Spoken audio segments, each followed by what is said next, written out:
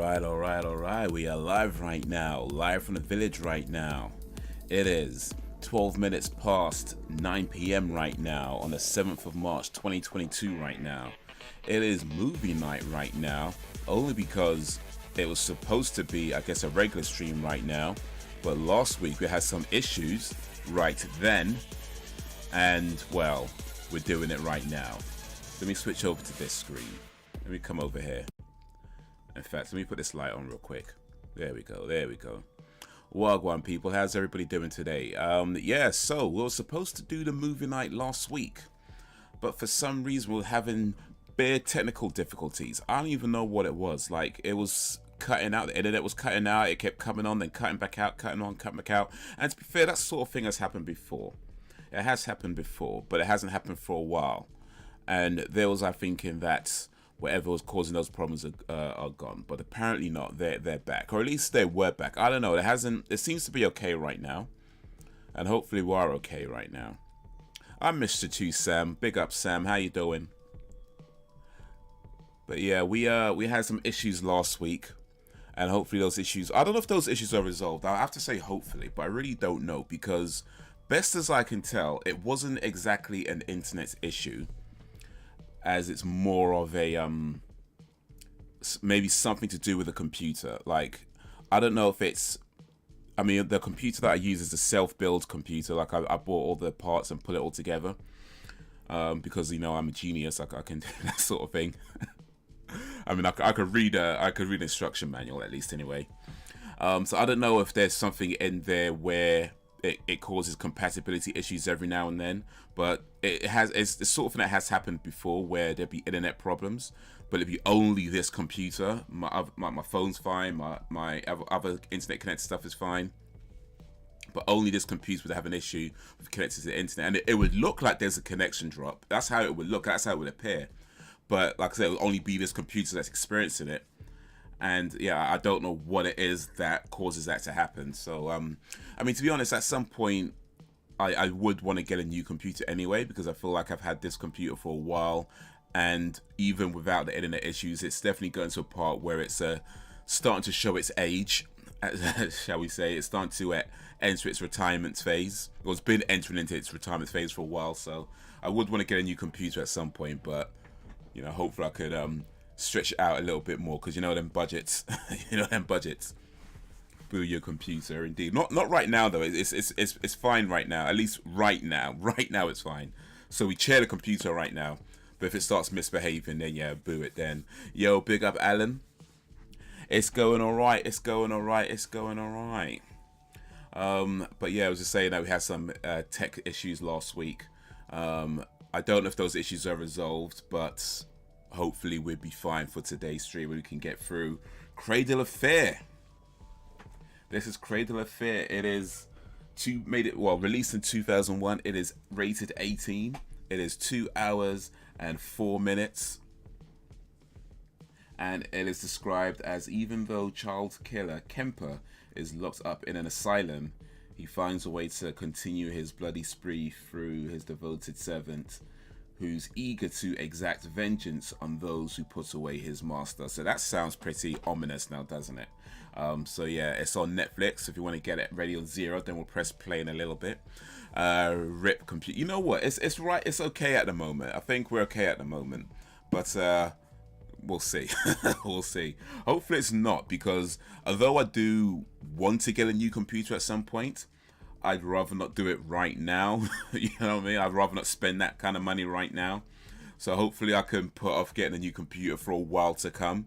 Yeah, so fingers and toes crossed. Feature Alan in your face. Yeah, Sam was first in. Speaking of new stuff though, I got me a new phone. This is the it's the OnePlus.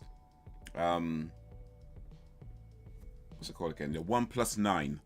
So that sounds weird when I say it like that. So OnePlus is the name of the company that makes the phone. That's the manufacturer, OnePlus.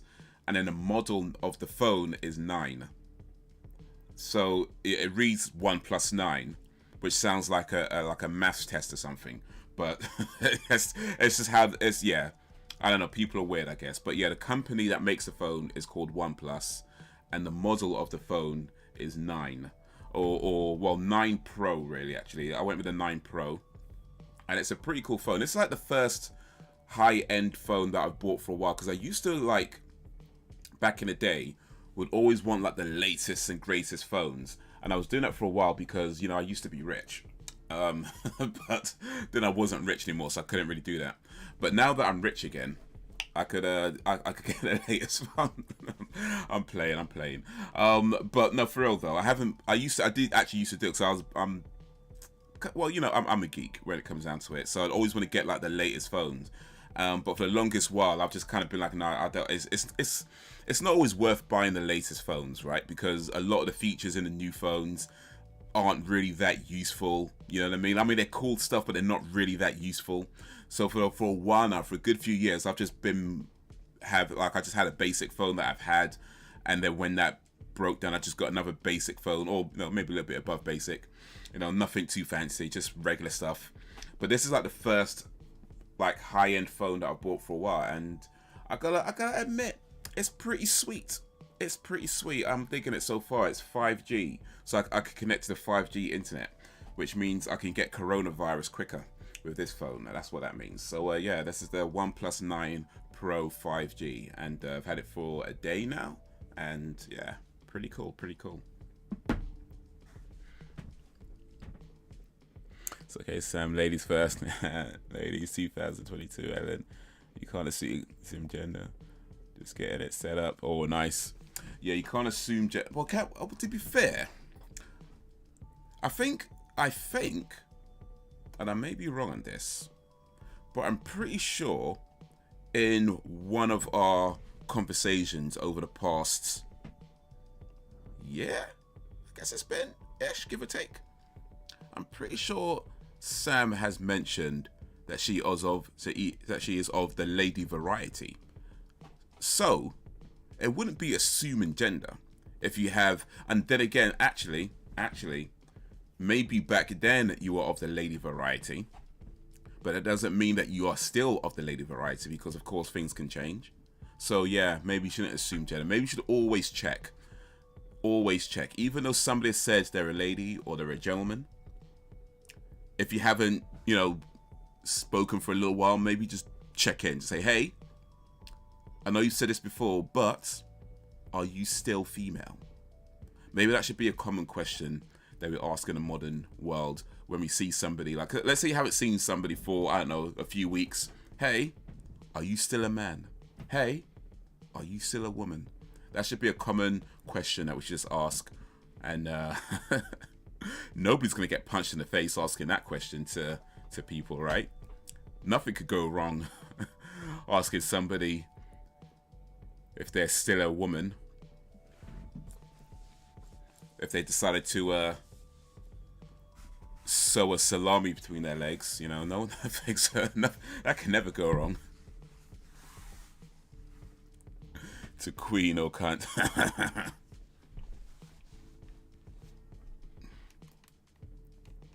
My pronouns are it. I actually have that on my I think it's on my Instagram. Actually, it's on my Instagram. But yeah, you could change it. You can actually put pronouns on the Instagram, and I put it. I'm sure it was Instagram. Yeah, it Instagram. So that's how I'm referred to it. I am not a he. I am not a she. I am an it. That's how I'm referred to it. I don't really exist. There was something that, oh, you know what? I watched Buffy season 2 episode 1 today. I recorded a reaction video to it. It's not ready. I'm still preparing that to go up.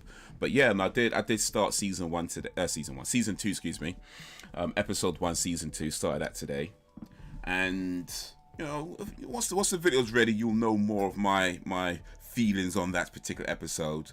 But all I'm gonna say for now is I appreciate the recommendation, because if it hadn't been recommended, I probably never would have bothered with Buffy the Vampire Slayer. So let me just say that for now. I appreciate the recommendation. Mine is either it or that or thingy. Oi, Thingy. Thingy McThingy. The Batman is out. I've not seen it yet, but I've heard good things. Hopefully I'll see it soon, maybe tomorrow. Possibly. It's a long film though, it's like 3 hours I'm hearing. So yeah, I'm gonna have to make sure I'm not doing anything. But I do want to say I've heard some good things about it.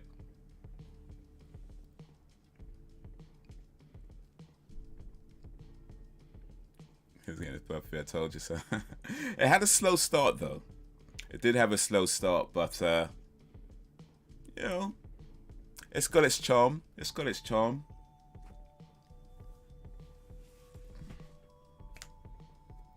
What else has happened in the last sort of week then? Let's see. I don't know, how you guys been? Like what's been happening in Alan and Sam world?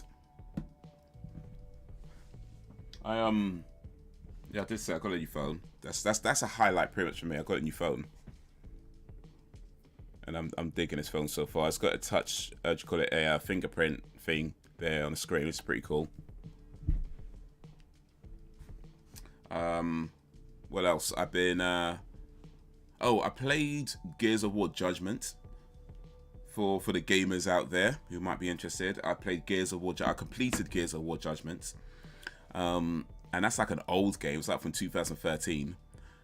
But yeah, I've only literally just started playing it recently, and I completed it. Well, I started, I guess, a while back, but I completed it recently, and it's pretty cool. I liked it. Because of Sarah Michelle Gellar, Sam. You know what? Not true. Not true. Sarah Michelle Gellar is cool, but I would say I'm digging it on for a lot of different reasons. Sarah Michelle Gellar is definitely an asset to the show, but I would say, if anything, my favorite character is Cordelia, even though she's a complete bitch. She really is. She really is. But the actress Charisma Carpenter plays her really well, and I gotta appreciate the talents involved when it comes to playing certain characters. So even though the character isn't very nice at all, like if you knew somebody like that in real life, I don't think I'd get along with them very well. But I could appreciate when somebody can play a character and like do it spot on and be like, all right, cool. So yeah, if anything, I say that's probably my favorite character. Or yeah, I'll say that's my favorite character. But who else? Xander and Willow. Oh mate, listen, I've been there, man. I've been there. That's all I'm gonna say on that one for now. I've been there.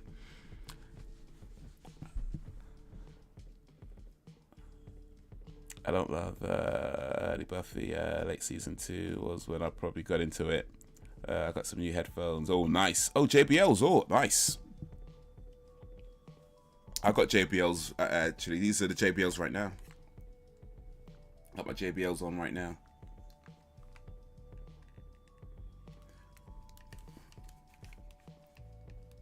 I like these headphones, actually. I like these headphones. I've had them for, I think, about 2 years now. 2, maybe 3 years. Ish, give or take. About 3, yeah, maybe 2 or 3 years. But yeah, I really like this. I really dig these headphones. They're really cool.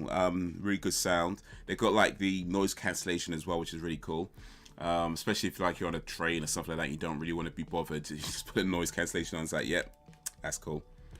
These headphones though, they go for I think about £170 or so, around about there. How about £170? Guess how much I paid for them?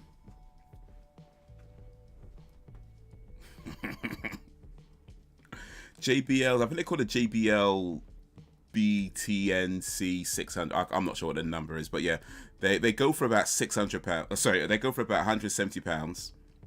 Guess how much I paid for these? I got them on eBay for $22.50. Oh, nice. That's a good price. Well, I mean, assuming that's what they. Assuming they go for, the ones you got go for more than $22.50. I mean, you got JBLs, but guess it depends on which JBLs you got. They might just go for $22.50 anyway. So it sounds like it's a good price. Hopefully, it's a good price. free.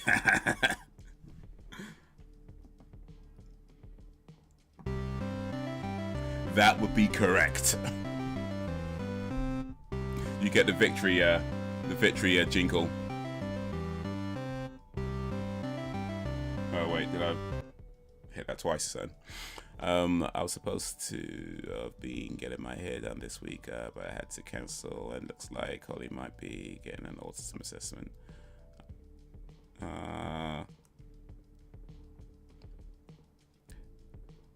Is that like a checkup, the assessment, or is like to what's the word? Because it was like there's like I don't know how to describe it. Is it levels? I mean, like on the spectrum, like is that like there's different levels to autism? Because it's a spectrum. Because there's people who are like, I don't know, like I guess on one end of the spectrum, and then the other end of the spectrum, then I guess somewhere in the middle. So is that what it does? Like gauge where she is on the spectrum? I'm sorry if I'm saying that all wrong. My bad. I'm sorry. But yeah, I got these completely free. Well, actually, not completely free. That's not exactly true. Not exactly true. But I did get them for free because it was a special promotion at the time with BT when I joined up to their internet services, and they were giving out free headphones. Thing is, like I thought the free headphones were online only, right? And I called them up to do it over the phone to get it set up. I actually called them on the phone to set up the internet, and I figured I'd do it. I wanted to do it on the phone because I wanted to actually speak to somebody and ask some questions. And if that meant that I don't get the free goods, it is what it is. That was my attitude. I wasn't expected to get it because it actually said online offer only. So I just thought, you know what, I do need to call them. So if I don't get any free gifts, it is what it is. I'm not that bothered. So I called them up. I spoke on the phone. They got it set up, and then yeah, I think I got an email or something. I can't remember what it was, but they got some kind of communication asking me which free gift do I want. So I was like, okay, I'll take the headphones, and they sent them out, and I was like, well, that's a nice surprise. Wasn't expecting that, but I'll take them. And yeah, they're pretty damn good headphones. I really like these. I really like these. They're comfortable. It's good sound quality. And it's Bluetooth as well, which is pretty cool. So I don't got the cables. You can plug a cable into it when the battery runs low. So it's got an option if you want to plug a cable into it. But when the battery's charged, I could be wireless, which means I can do this. When you're wireless, you can do this. You can't do that if you've got wires. But you can if you're wireless. Sophie is autistic. The school are just starting to suspect her. Oh, I see. Sorry.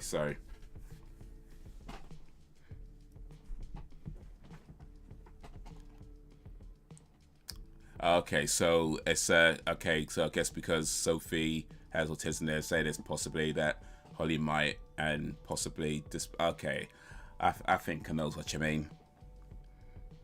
And guess what, my hair though, it desperately needs a color change. You can do that yourself though, right? I mean, it can't be that hard to change hair color, because what's that stuff that I see the advert on? What's it called? Like L'Oreal? No, not L'Oreal. What's it called? It's like it's not just for men, but it looks like it's like just for men, but it's not for men. It's like the woman version of just for men. I'm probably describing it in a worse way, but like the girl version of just for men is what I'm talking about. I can't remember what it's called right now, but I've seen his adverts, and I've sort of, well, I mean, I guess it's a while ago now because I don't really watch TV too much these days, but I know I've seen his adverts back in the day when I used to watch TV, when it was like it's like a hair color thing, and it's like home. Oh, what's it called? Is it L'Oreal? No, it's not L'Oreal, is it? Le Pen? Le Color? I can't remember what it's called, but it's the female version of Just for Men is what I'm talking about. Whatever the girl version of Just for Men is, that's what I'm talking about.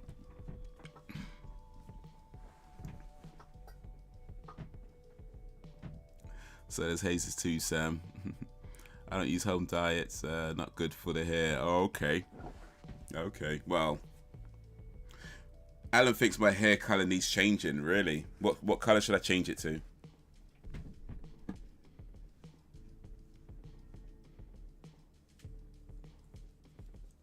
I've never actually dyed my hair ever. Like I've thought about it once, but I've never actually done it.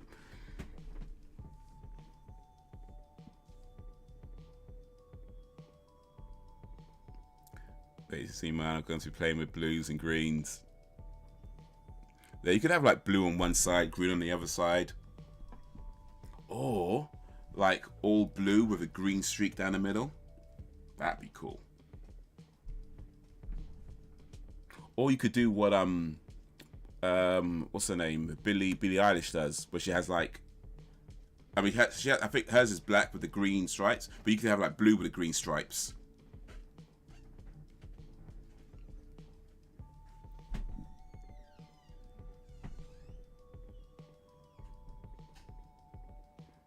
I never have either.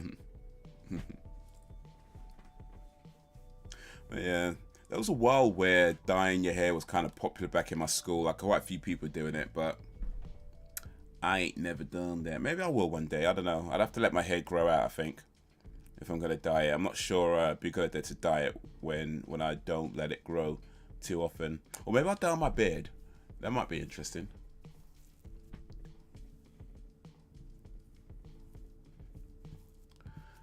I have a mohawk.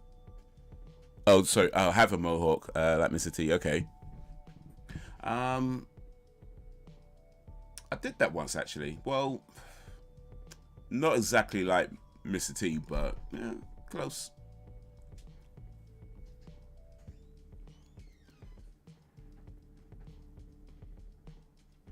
Thinking more teal than Billie Eilish. Teal? What's teal? That's like green, but not quite, isn't it? Oh no, it's like blue, but not quite.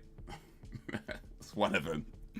It might depend on the lighting, I think. I feel like teal is one of these colors that, depending on the lighting and depending on the resolution of, or what do you call it, like the thing on your screen, will determine what it looks like. Because sometimes it looks kind of green, sometimes it looks kind of blue.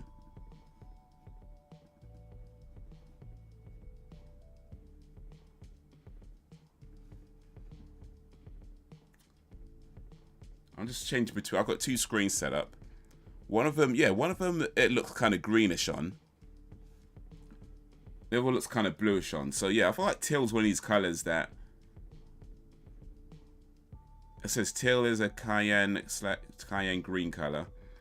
Its name comes from that of a bird. So it's supposed to be a greeny color, I guess. So it means the fact that it looks a bit more blue on my screen might mean that the colors on my screen are a bit off then. That might mean the colors on my screen aren't functioning correctly.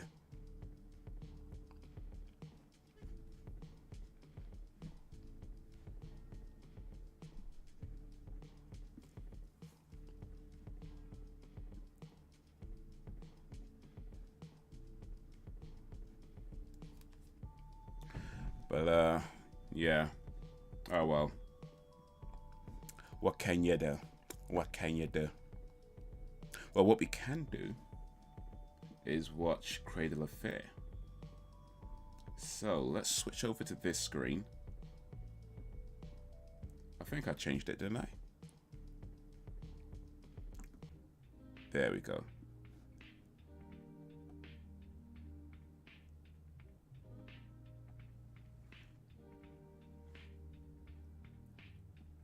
Let me properties.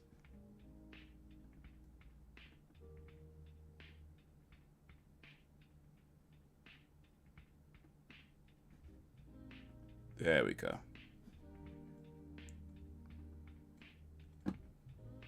It was just color it purple, but I'm getting bored of it.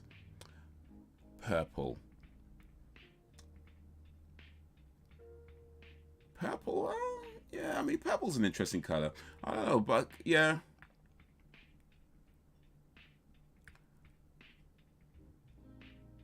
I guess if you did all purple.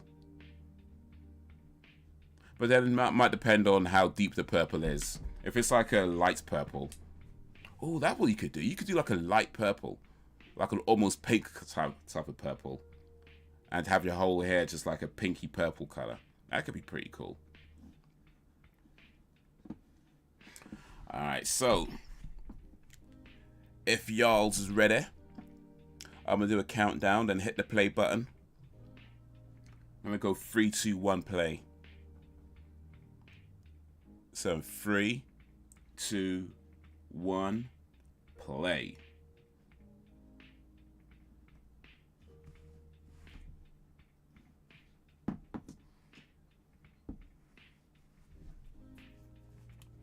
Let me make sure subtitles on. There you are.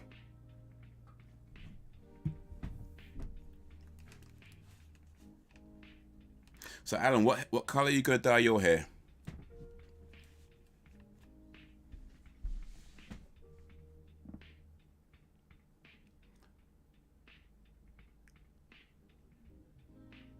Maybe you should dye your hair red. That way you won't have to wear the bandana. Save yourself some money. I was thinking that is.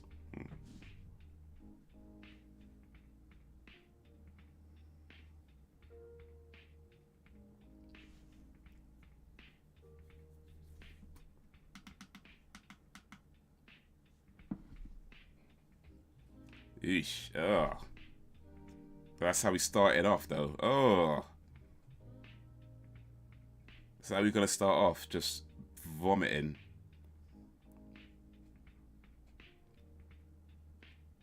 I've even stopped brushing my hair and going with it. No, natural curl. Sounds trampy, I know, but it seems to be working out. I'll dye it bright green and red.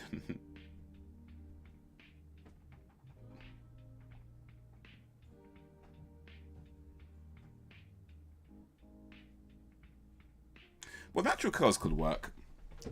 Au natural. In fact, I think I heard somewhere that brushing your hair can actually damage your hair, so that's probably a good thing. Probably a good thing. Well, maybe, depending if what I had was correct.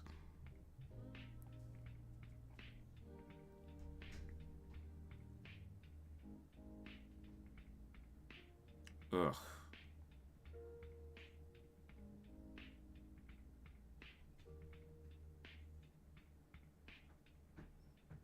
Oh, oh, really?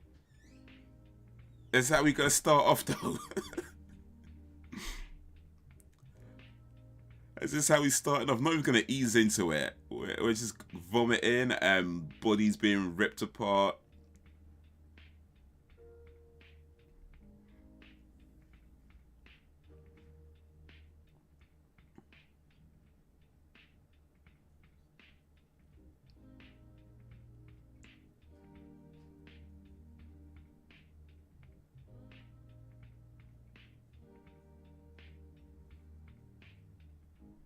Danny Filth as the man, Emily Buffonte as Mel, Stuart Lang as Richard, Edmund Dane as Inspector Nilsson, Eileen Daly as Natalie, Rebecca Eden as Sophie, Louis Brownsell as Nick, David McEwen as Kemper, Will Evans as the short man, Emma Rice as Emma. Well, it's easy. That's going too fast now.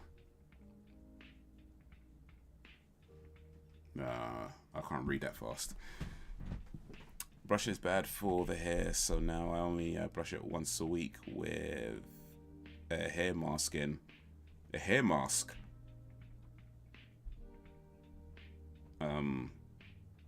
Is that like a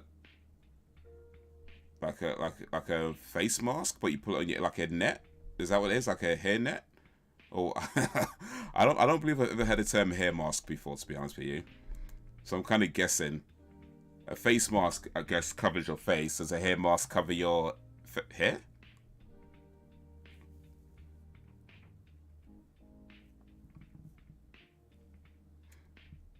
Wait, I know this. That's a drum and bass. I know this tune. Oh, maybe not, maybe not. But there's a drum and bass tune they're playing right now. It sounds familiar. think I know.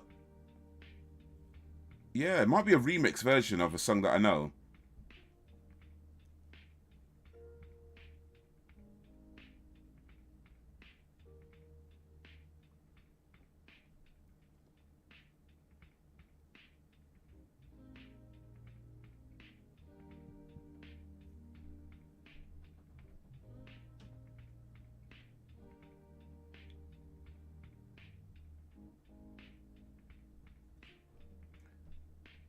Written, edited, and directed by Alex Chandon.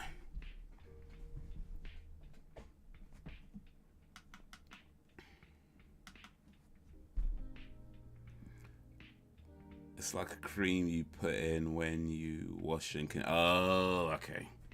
I see. I see. That's called a hair mask. All right.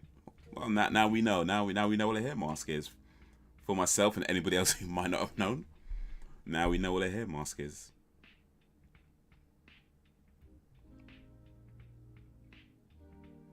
Man, that is disgusting. Ugh.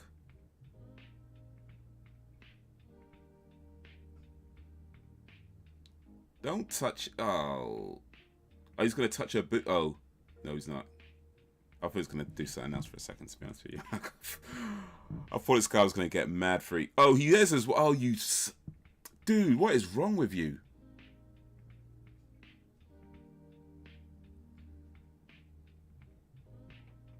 And what? He's right in front of him? He's not going to... Nah, this guy's a wrong one. Just his way. Man's groping a dead girl's boob. That is not okay. Mutilated body of a dead girl. Man's groping her boob, and they tell me, "Oh, that's just his way." Like, nah. This guy should be in jail just for that.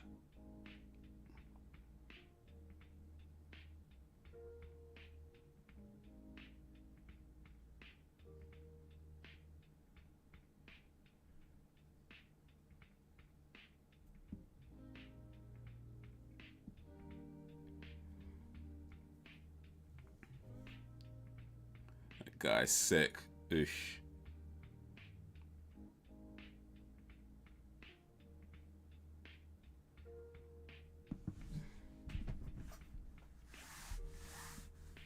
By the way, Sam recommended this movie, so if this film turns out to be super sick, well, I guess we know a little bit about Sam.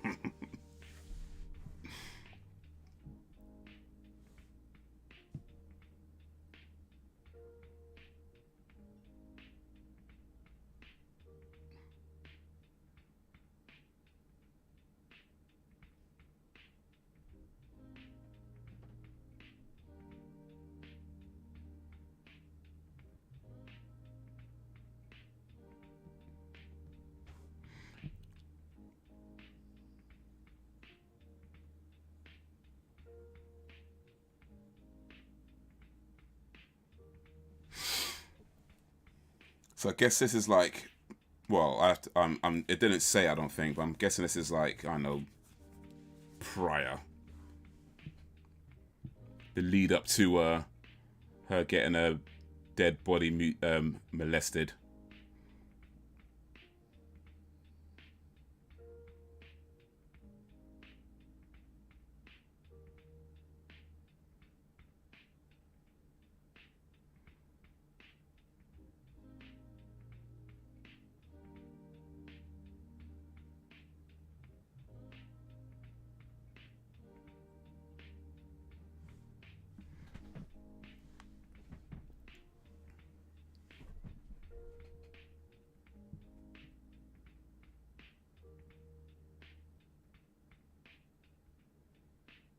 I mean, I ain't here to judge. I'm just saying. This guy's not even said a word yet. Sick is offensive. I prefer challenged. Well, now we know. Now we know.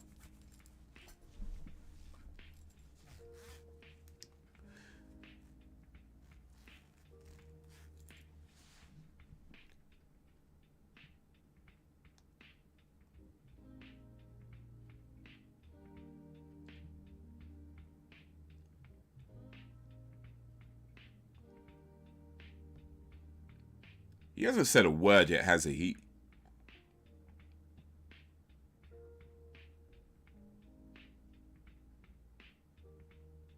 He hasn't said a single word.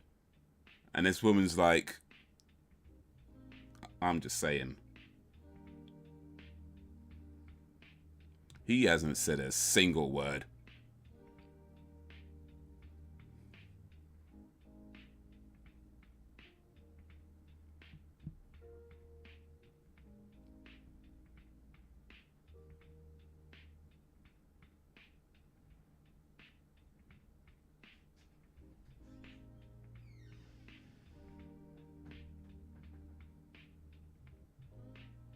But then again, she hasn't really said a single word to him either. So this is like...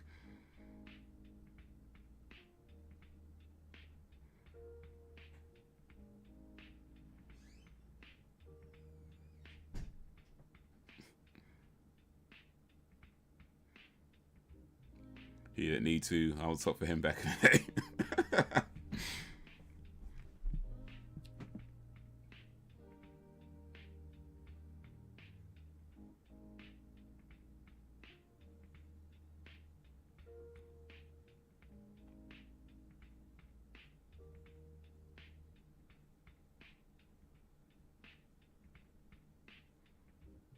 See?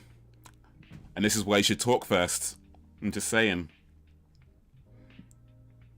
Had she spoken to him, she might have known he was a psycho killer.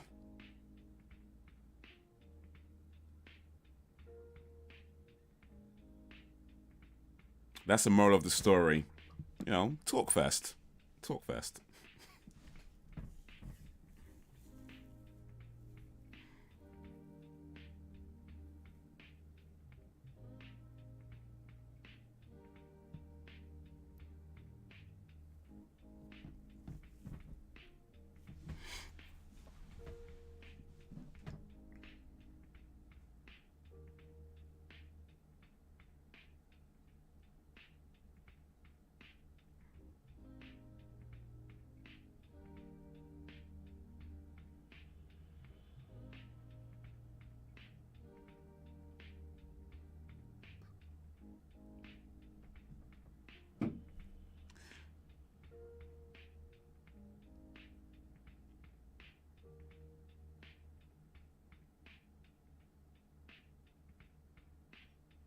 So,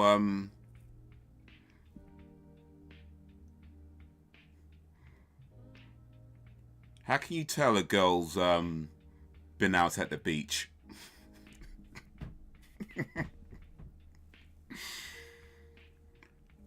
Oh, mate. How can you tell a girl's been out at the beach in the sun?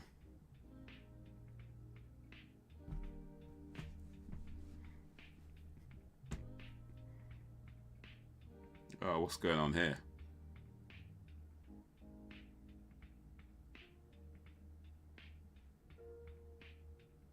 Ugh. Eesh.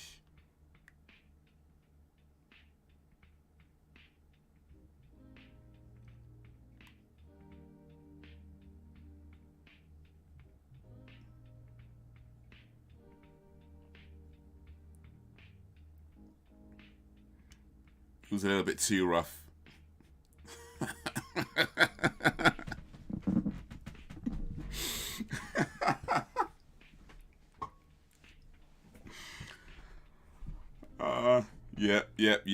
Yep. That's about my level of humor.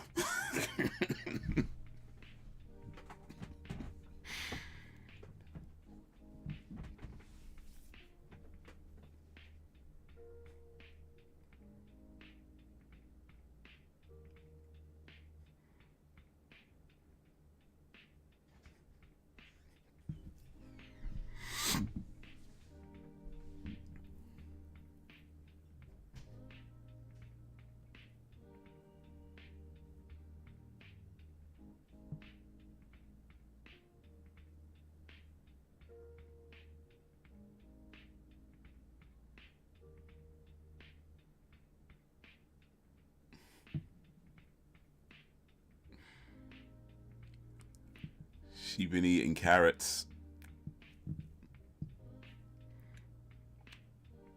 Well, maybe she should improve her eyesight. She will see right through that guy.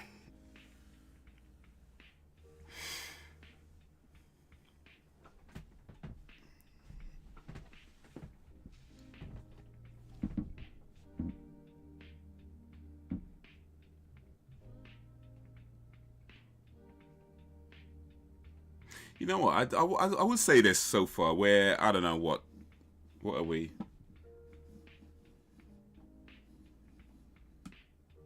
We are approximately about 15-ish minutes into the movie, give or take. I would say I appreciate the low budget DV quality camera image they got going on.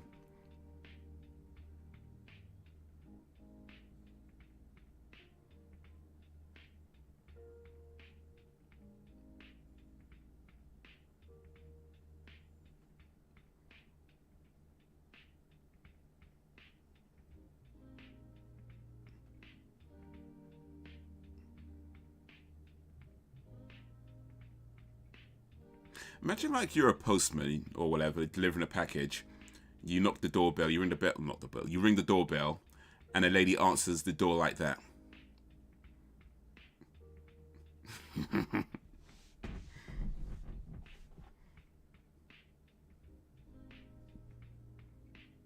Actually, come to think of it, there was a lady who answered the door, well, not quite like that, but in a similar sort of way when I used to do deliveries. I used to do courier deliveries.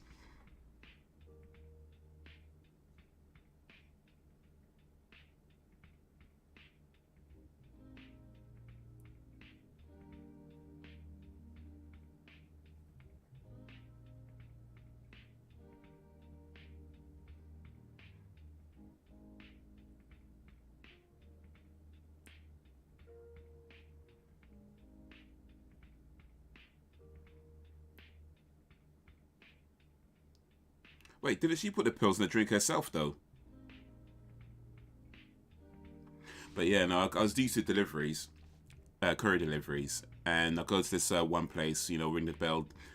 Girl answers the door, and she's wearing a t-shirt. But you know those t-shirts that don't go all the way down, that they kind of stop about there? And then she's wearing her underwear, knickers, and that's it. T-shirt and knickers, that's all she's wearing when she answers the door. And I'm there trying to be professional.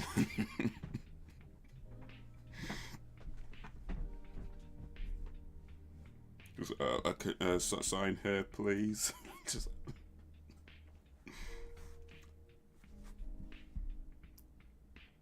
trying to be a gentleman. It's hard sometimes, though. It's hard.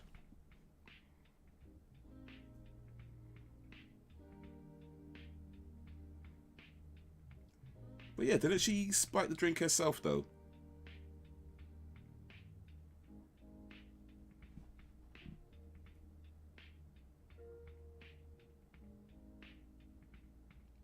Get with some sleep.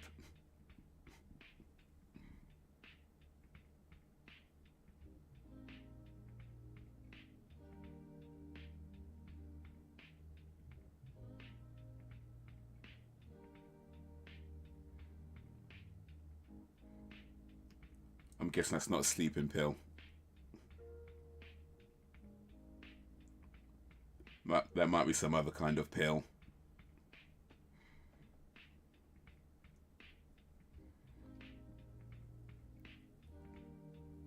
Yeah, she put the pill in the drink. Yeah, that's what...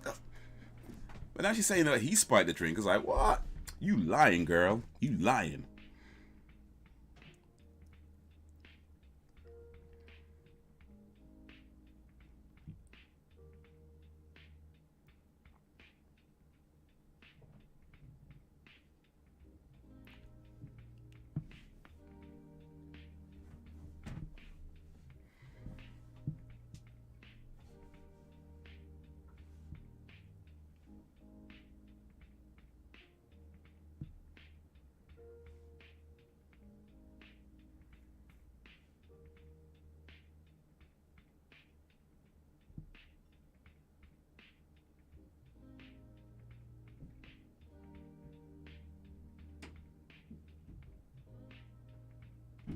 So yeah, pretty much dressed like that. The way the girl answered the door, like how she's dressed right now, that's how the girl answered the door. Just kind of how this lady in the purple top.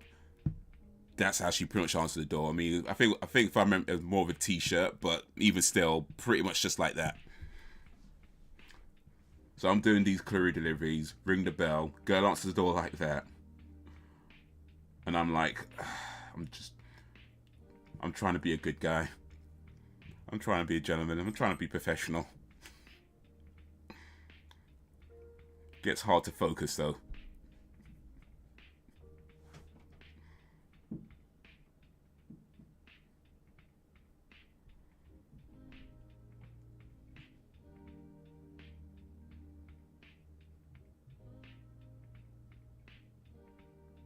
Perks of the job, I suppose.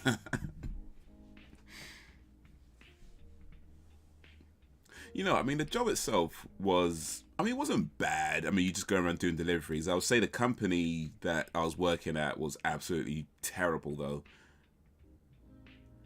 But yeah, definitely, I mean, it's not a nice job in the sense that you could be out in the cold and it's raining and it's wet and you're on a bike and you just soaked all the time, or either too hot or too cold, and so it's not nice, but you know, it's a pretty chill job outside of the fact that you just got these guys who work there that just, ugh. Raw, our fingers are getting close still, you know. Raw.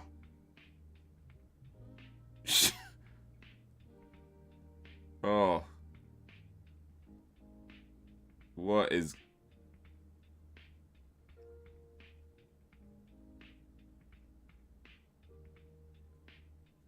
Oh. Oh. Eesh. But yeah, that said, definitely a few perks on that job.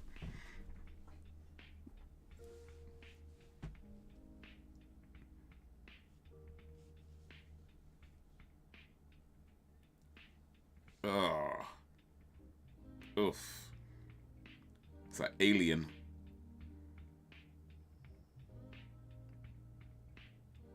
Nah.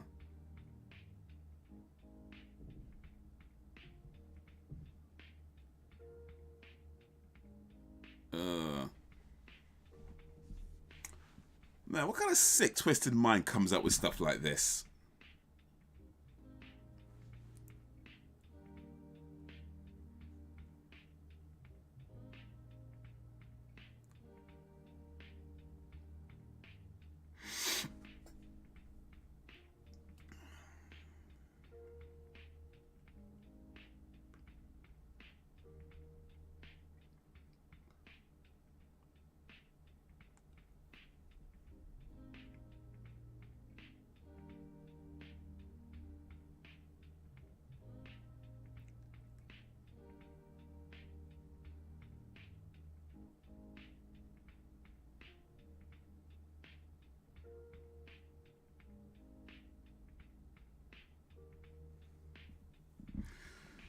Ugh, okay, guess we're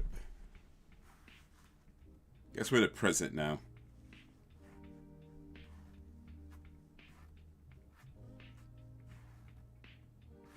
That's a titty grabber.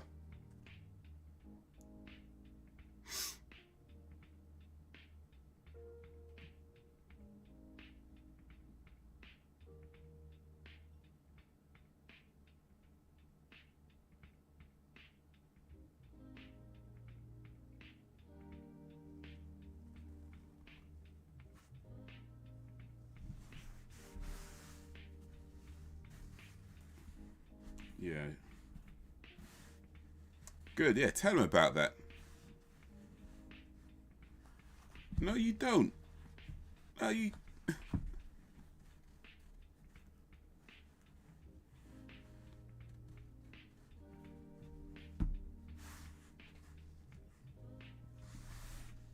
This guy's groping up dead bodies. That is not okay.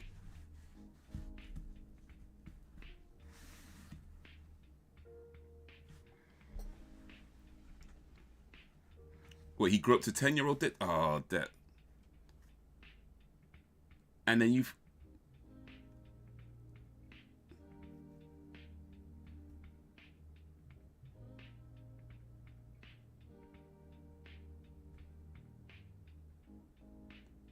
So a 10-year-old girl was beaten and raped by this Kemper guy, and then he starts groping her body.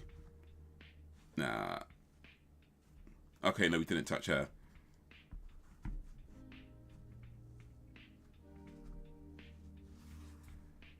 Even still, though, there's other ways you can check somebody's dead. There's other ways you can check a body's dead without groping a titty, so I'm just saying.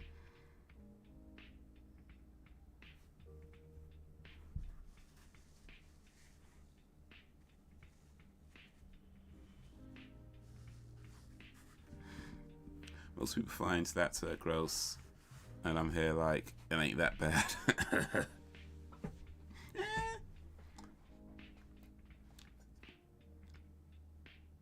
For some, it's just Tuesday.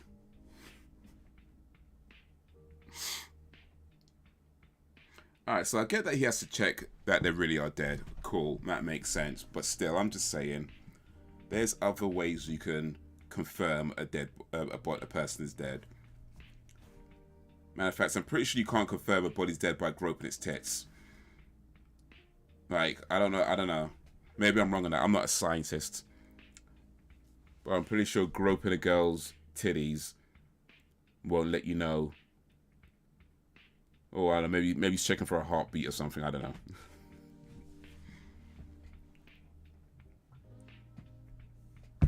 Maybe by the fact that she's not breathing and there's no pulse.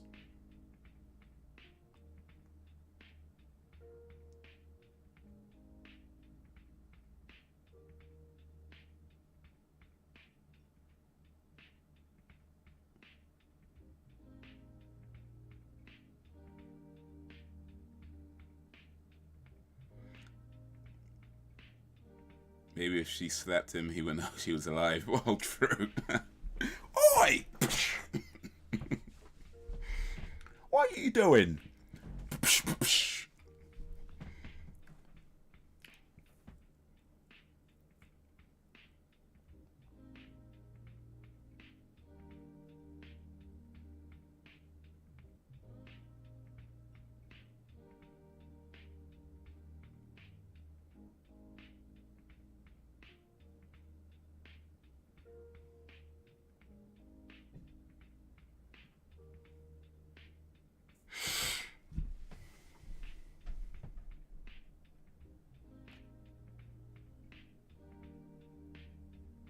So this is Kemper.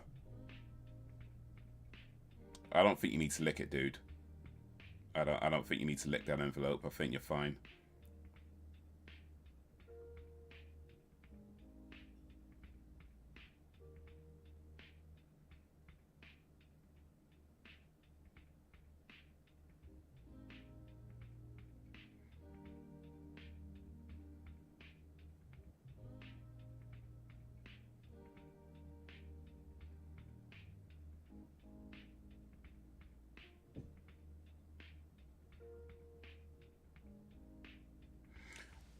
Passing messages on. Mm-hmm. All right. All right.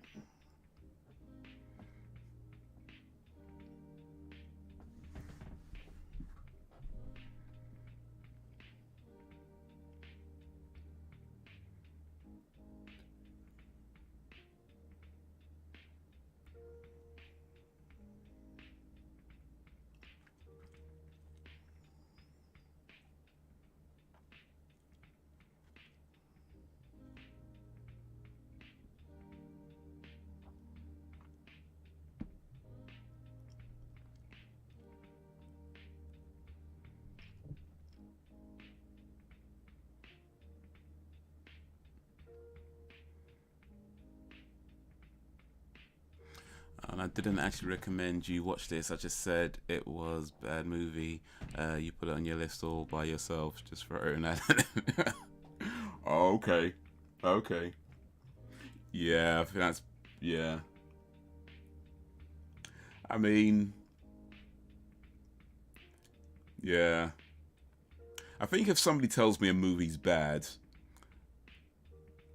that's about as good as a recommendation in my mind. Like if the movie was terrible, I'm like, oh, okay, let me go see that then. What can I say? I do enjoy a terrible movie. Well, I mean, the right kind of terrible movies. Some movies are just bad, right? But then there's movies that are bad, but you know, they're bad in a good way.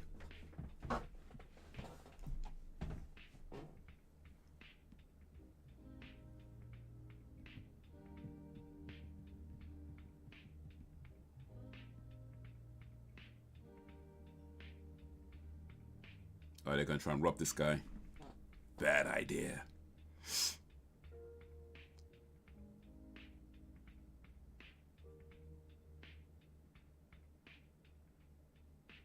It's a bad movie. I just happen to like watch it every once in a blue moon.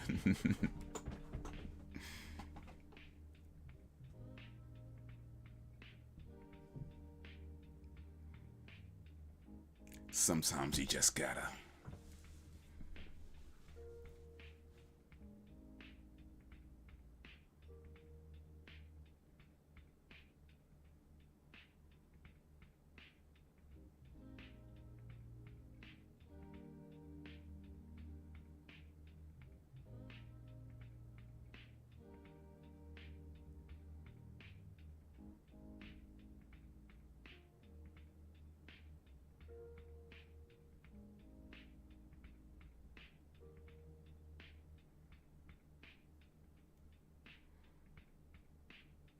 If you're going to break into somebody's house, you should probably let your friend know that you're going to break into that person's house, because that plan can go horribly wrong.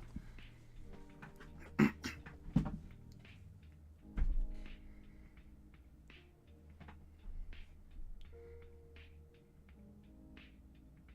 would have brought a torch with him.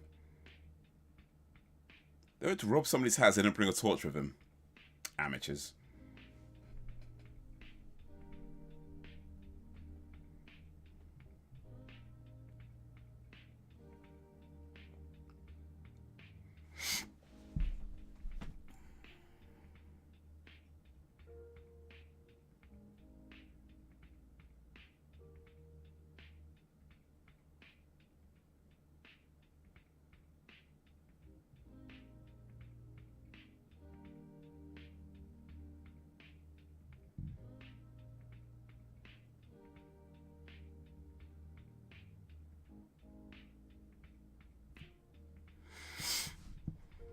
Did appreciate the actual look of the film though. The low budget look gives it a more realistic look.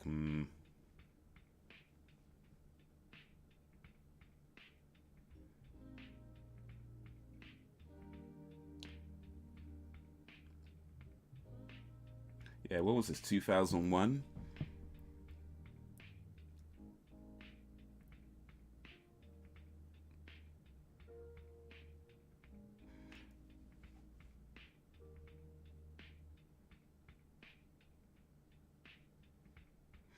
Yeah, it has that kind of feel like they bought, you know, like a video camera from Argos or something and just filmed it on that.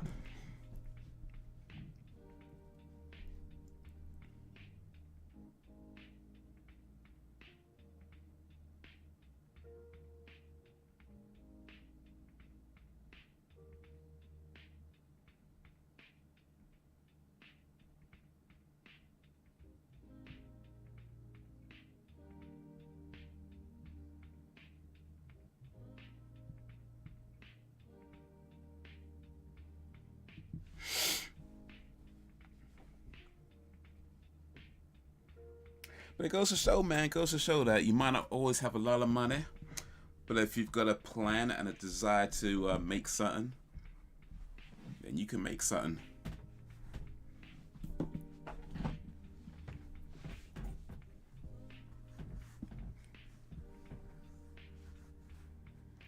It may be a low budget, creepy movie, but hey, where there's a will, there's a way.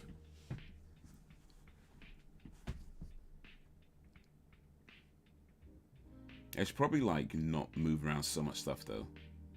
These are so amateur.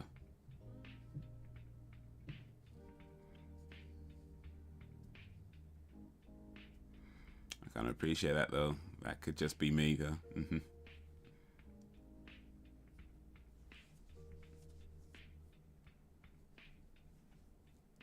Just put some of these teeth in your mouth.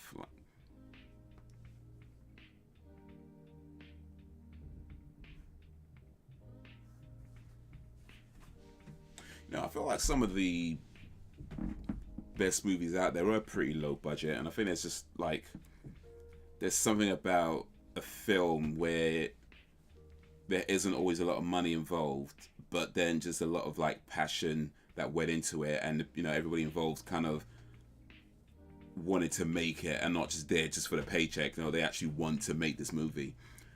Like one of my favorite films is called Napoleon Dynamite, which was a pretty low budget movie at the time. But you can tell like all the actors, you know, all the directors, everybody involved in that movie, you know, really had a passion for making that film as best as they could. And it shows, you know.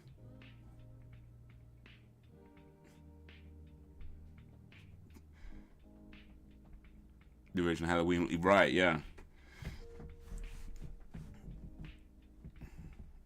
Oof. Well, they broke into this old lady's house, or old man's house. I can't tell if it's a man or a woman, to be honest with you. I know, you know, you shouldn't assume gender. But they broke into this old person's house and then beat her with a chalice.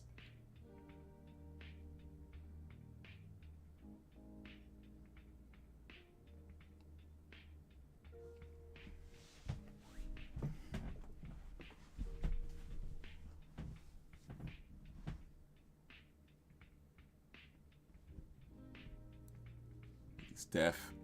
Now he's dead.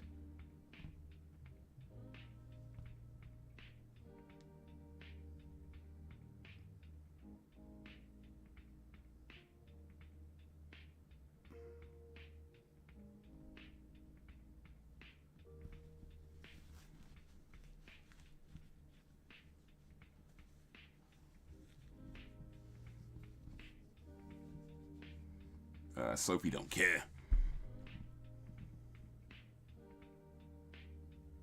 Well, I guess Emma don't care either.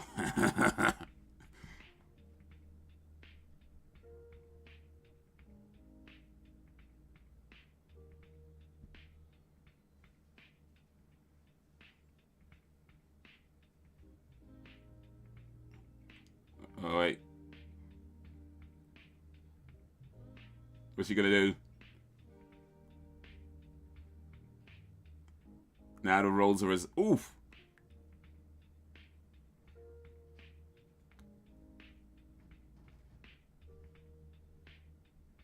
Ugh.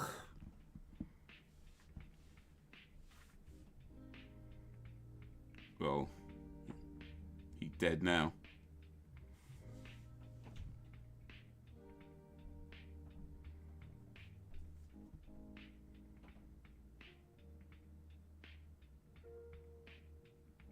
Oh, he's still alive though.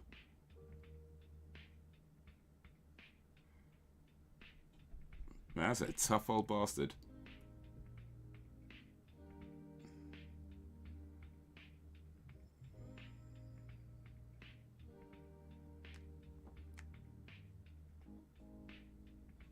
Eesh. Ugh.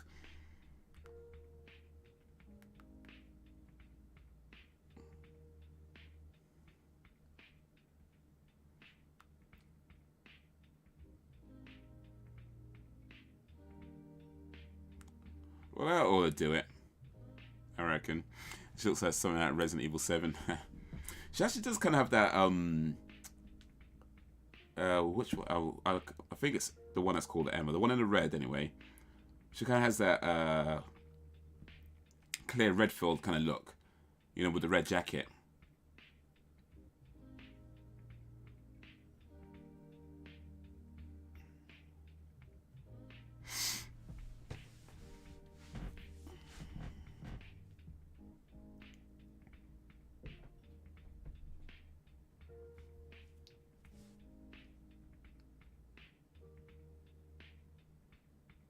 How to save water.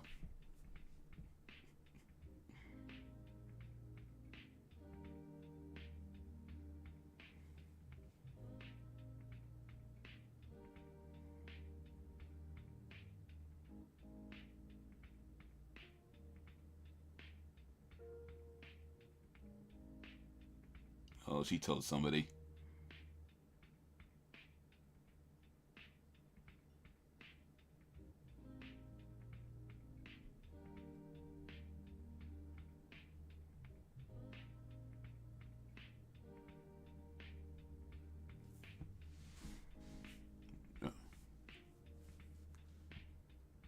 She told. She told. Uh-oh. I don't think Sophie likes that very much.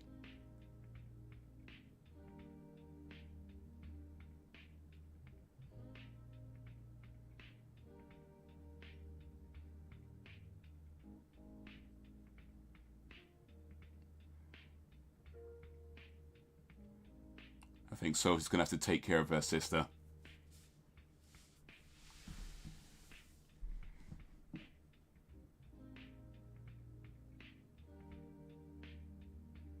What, they sit in the old man's house, though? How did she have time to tell her sister they're sitting in the old man's house?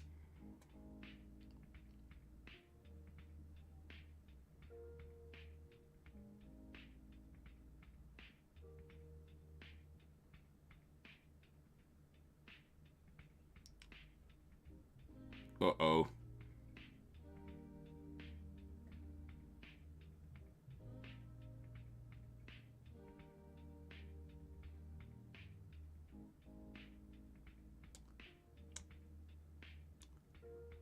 How much is your friendship worth?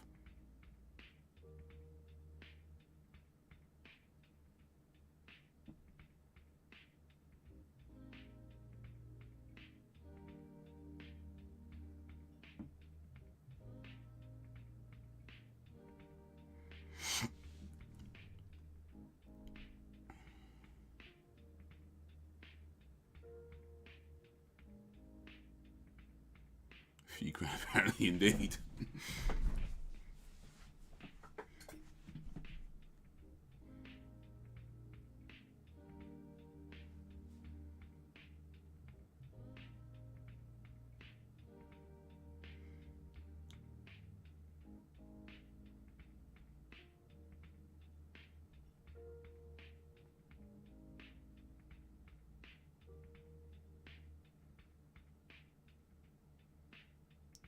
Get rid of the evidence.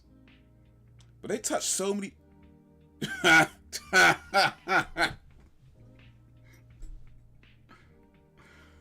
Oh, mate. I mean, yeah. She was touching so many things on the way in when they would rummage around the place. There's no way she's going to wipe it all off. And now, they weren't that smart about it to begin with. And then he ends up tripping over something.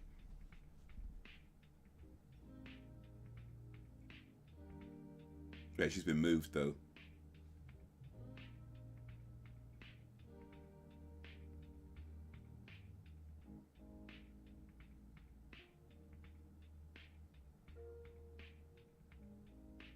I swear she was moved. She was on the floor, there was just on the wall.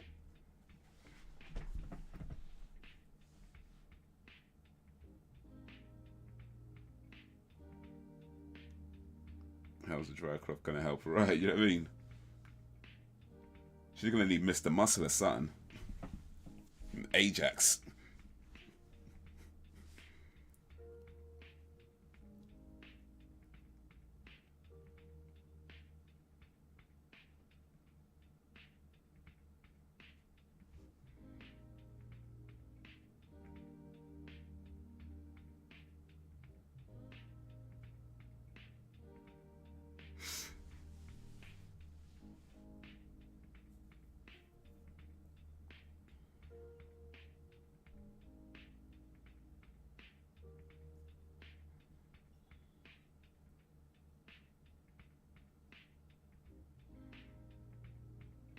Well, she's been spotted.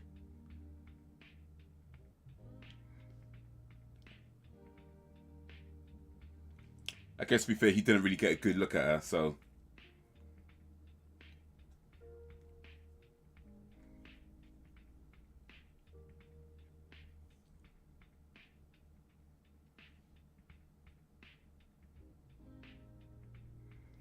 We should have to take care of, what was it, Emma's sister. Doesn't even talk about the state they left the pot. Right, yeah, didn't even, but yeah.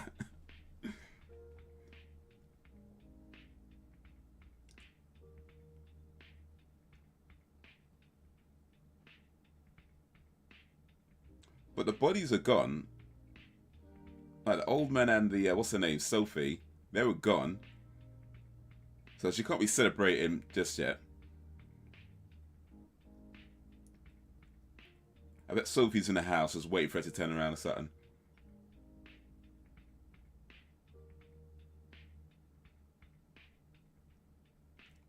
She's going to celebrate too early. Whack. Where's the whack? Someone's... Yeah, here it comes. It's gonna... Someone's going to hit...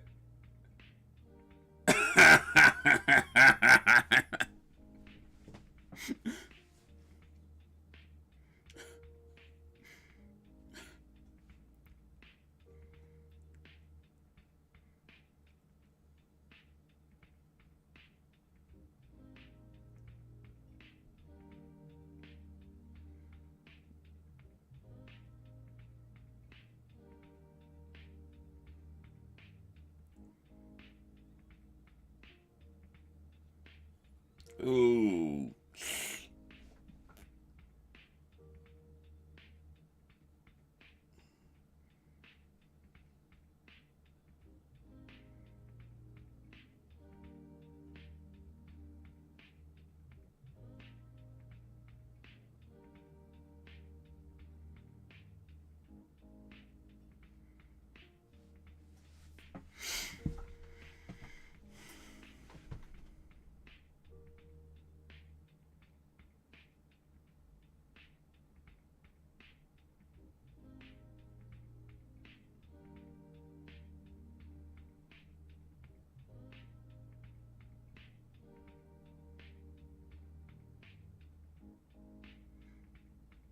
Jimmy Corbyn. Any relation to Jeremy?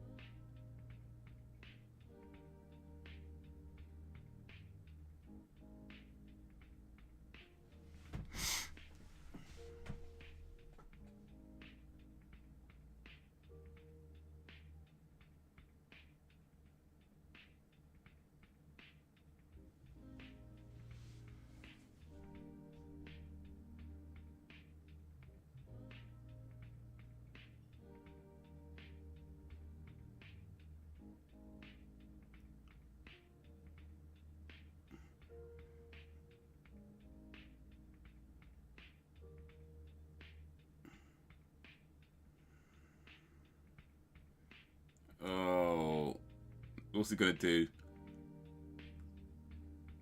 Oh no! Oh, oof, oof, oof. Mm, mm, mm, mm.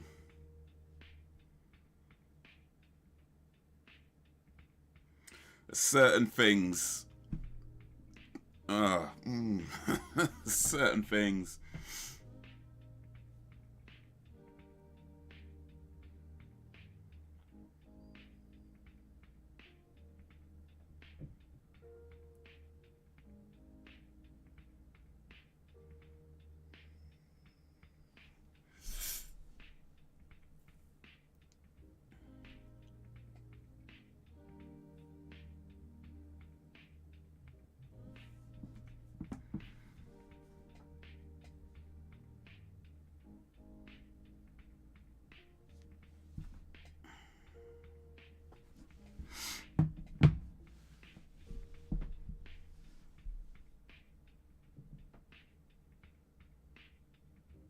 So something to do with that coin. That coin make him go crazy.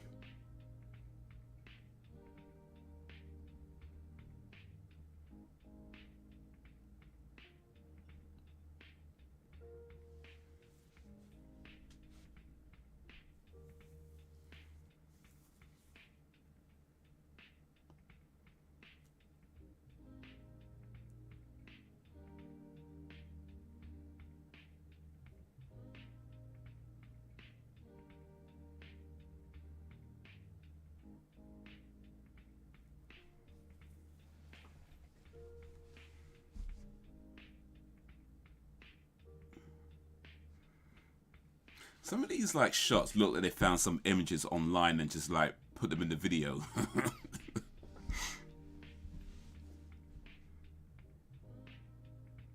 Oh, don't hurt the cat.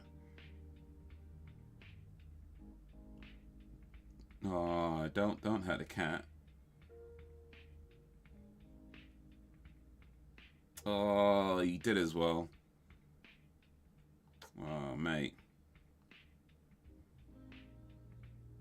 I could have looked past all those people like he killed, but killing cats, nah, that's where I draw the line.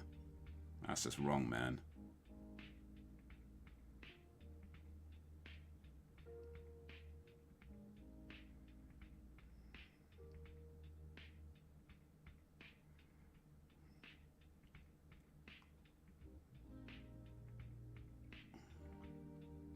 Ugh. I mean, you could have just bought like a tin of Felix or something, you know what I mean? Like pet whiskers or something. Or catnip, I don't know. You could have just... There's easier ways, man. There's easier ways.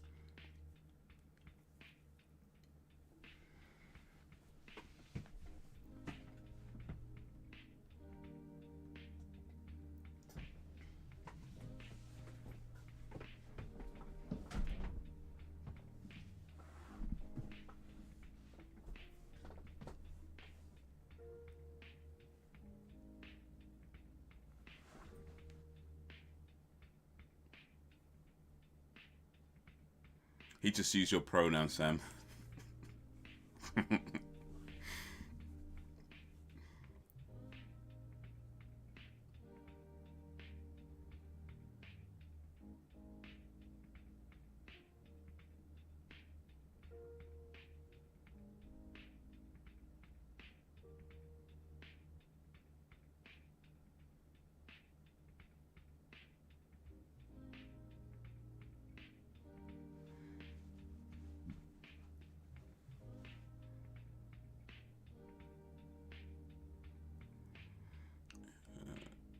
He's supernatural, I'm guessing. Cat food won't cut it unless it's actual cat. Yeah, I guess so. Ugh, still, though.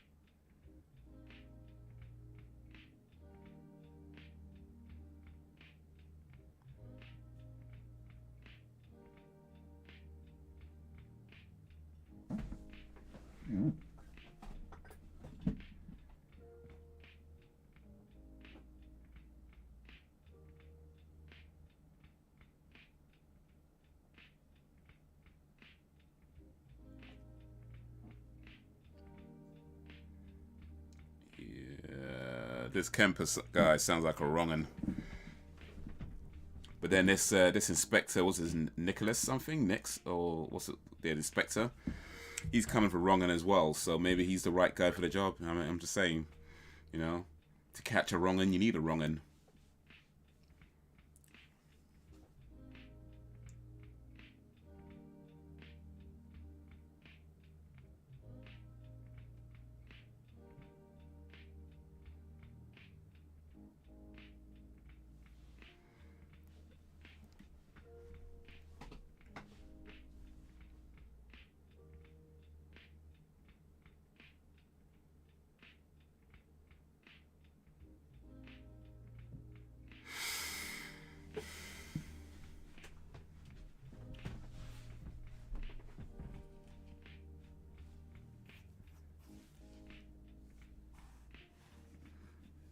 I just realized something. I somehow managed to turn that off. I ain't mean to.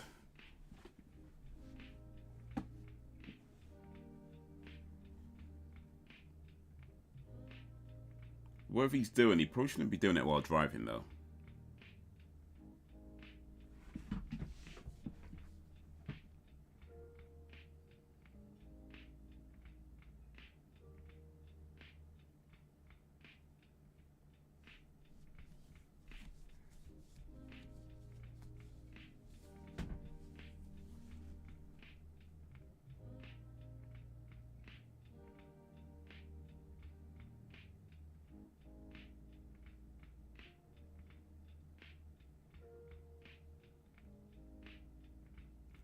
Oh, careful. Careful. Weesh. That was close. Oh, wait. Oh.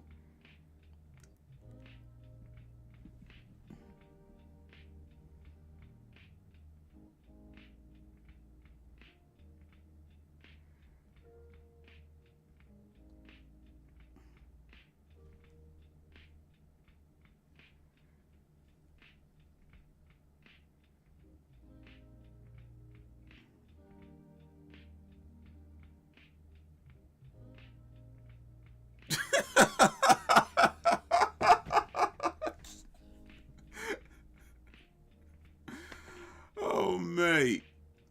I was thinking, what's he doing? But of course he didn't care about the guy he ran over. Of course he didn't.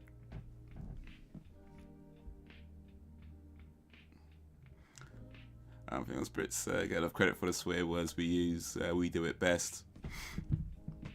You know what? Do we though? Do we? Do we?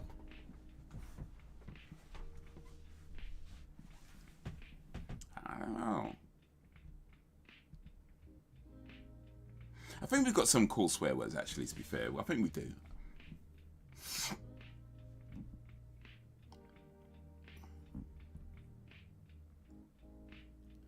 But my favourite British swear words are not, well, they're not really swear words, but they're more like they're kind of, I mean, they're insults, but not like swear words. More like you know, like nincompoop and nitwit. Like, those are my favourite British insults. Because they're just so, like, British. Like, you don't hear that in any other part of the world.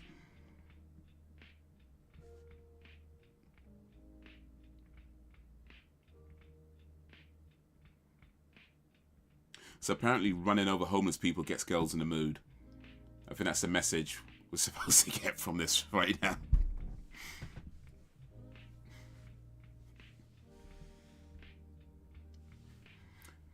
I love twat, and I think it's also a twat's pretty cool, actually. I think we say, like the way Americans say twat, and for any Americans watching right now, missing that, okay. For any Americans watching right now, you may not agree with me, but it's just facts. The way Americans say twat is just like off. Like, it is all the way off. Like, they say twat. That being said, I think Americans say ass better than we say it, because we say arse, but Americans say ass. I feel like that sounds better. But yeah, we definitely got twat. We definitely got twat. Twat's much better than twat.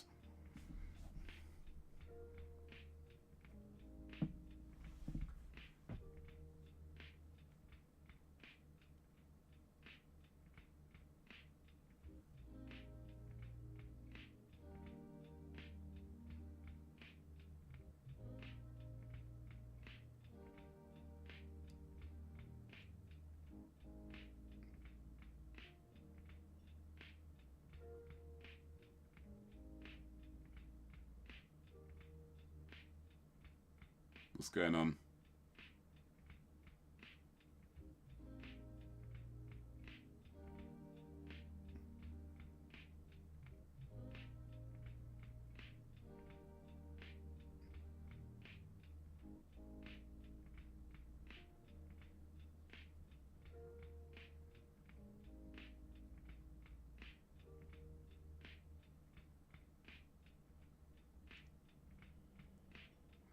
Okay. Wanker.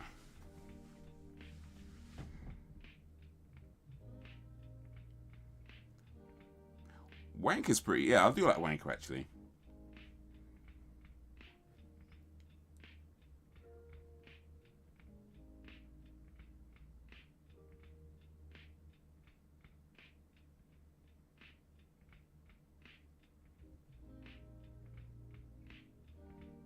He's gonna go set up homeless guy's leg now after you run him over.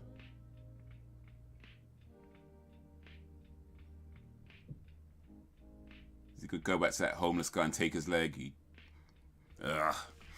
But yeah, so like, we say wanker. In America, they say jerk. I feel like jerk, between jerk and wanker, I felt wanker is better in most cases. Like, I felt wanker sounds better in most examples.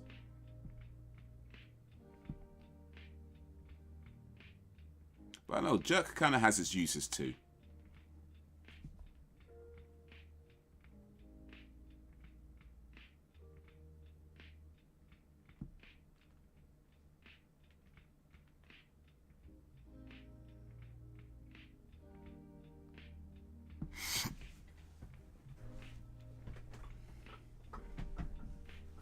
Kids call me a jerk.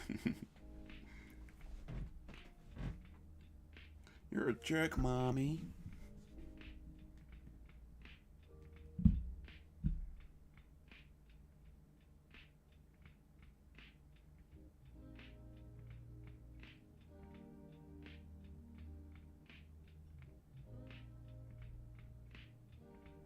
So I feel like jerk sounds better if you're saying jerking off.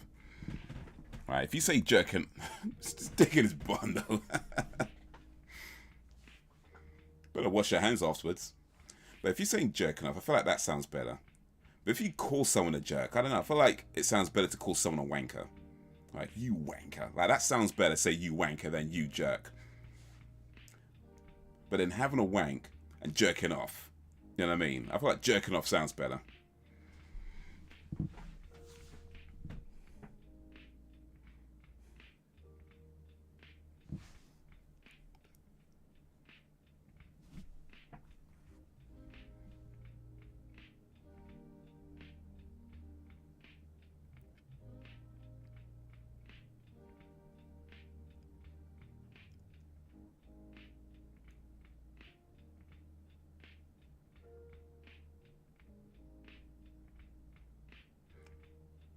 Sophie just says she loves me as much as she loves business, so I can forgive her.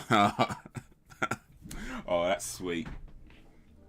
I love you as much as I love biscuits.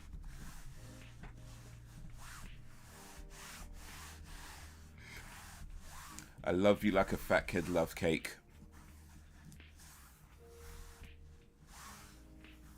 Oh, that's Travis Bickle on his t-shirt from Taxi, or Taxi Driver rather. Yeah, Taxi Driver. Classic film. If you've not seen Taxi Driver, it's one to see. Old school, like 1970 something.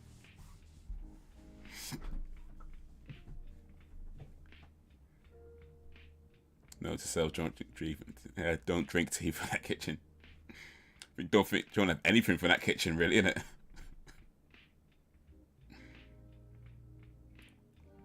Don't shake his hand either.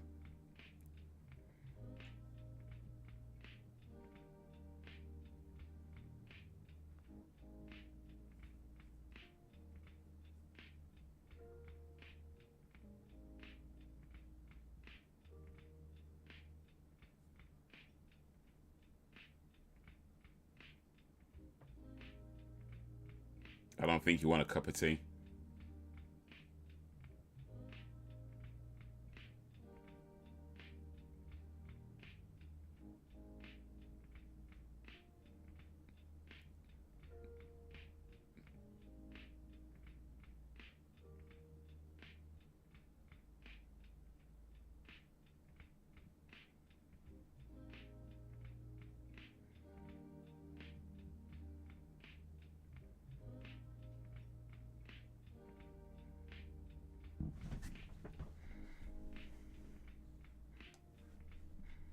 Oh yeah, the Cradle of Filth post from the back. So no, Cradle of Filth fans, dig their bum, don't wash their hands. Now we know. Now we know.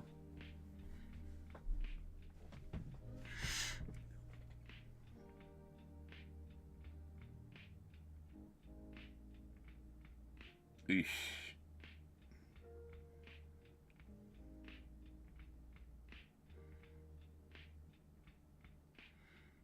Man, these guys though, like, do they not plan these things out?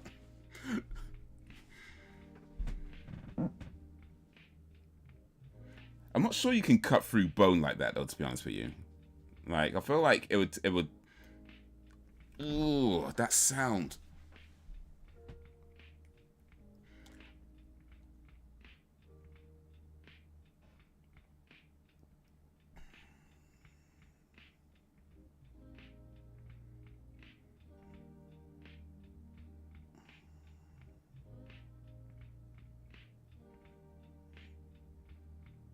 Oh, he bought it ice, I guess. He did at least plan out something.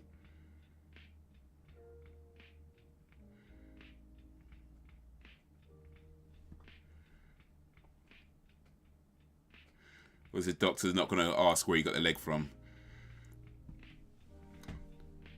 Just turn up with a human leg and be like, okay, cool, I'll sew it to you.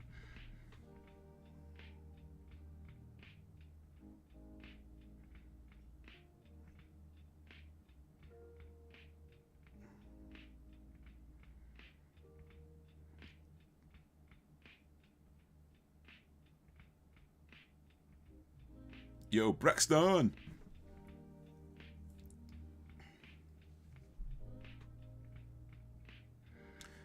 So, you know, Ozzy and Sharon are leaving the US and coming back to y'all in the UK because of certain taxes. Money talks. I guess money talks counts for both things. Ozzy coming back and that doctor helping him out.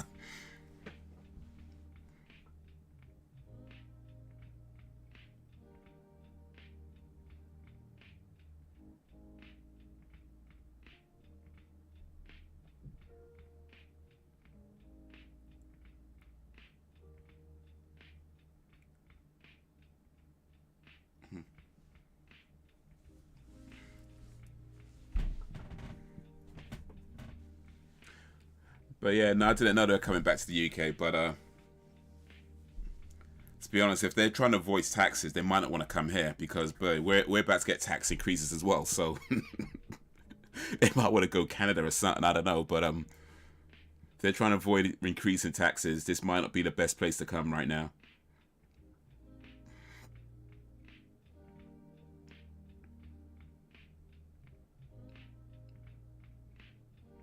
But how you doing, Brax?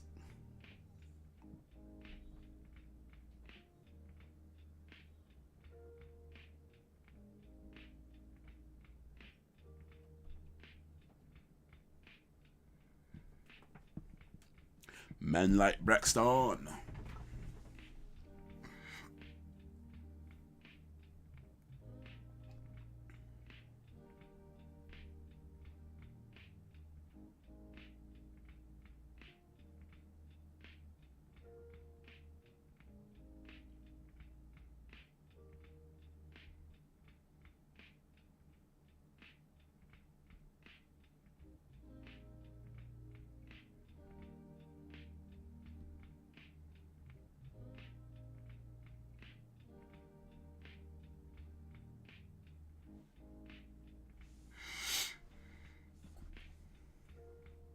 So the zombie of his friend's gonna come back and kill him.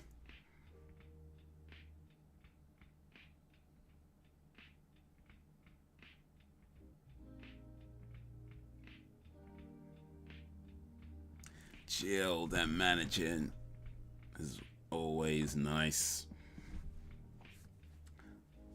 Sometimes all you can do is all you can do. Oh, you killed that. Okay. Oof. Knife in the titty as well.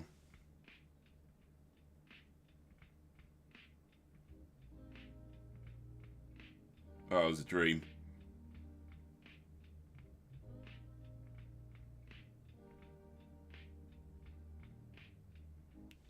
Petrol is high. Shopping is going up even. I guess electricity is going up by half even. I want to leave, but too poor. Yeah, it's all going up, man. Everything's going up.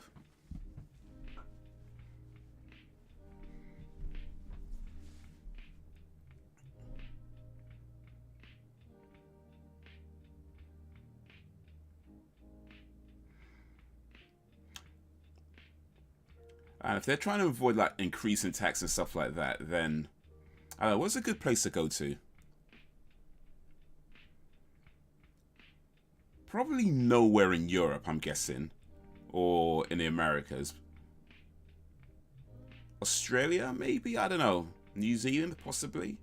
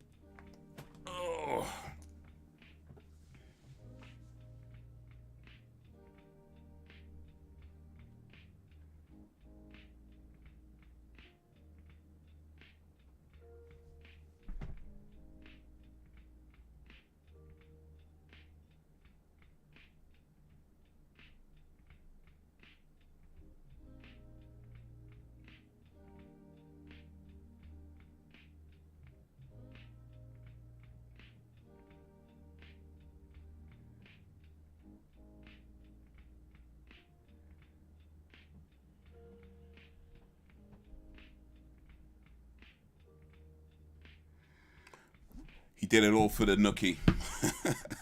Literally. He did it all for the nookie.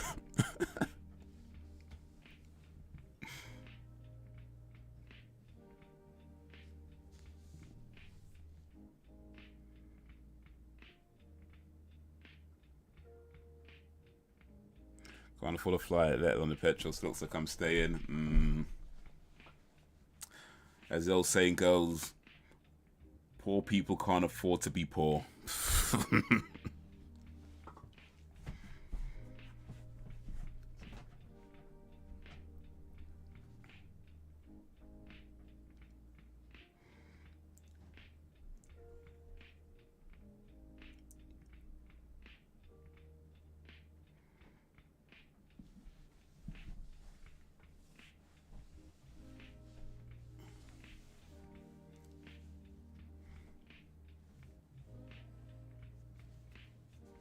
Oh.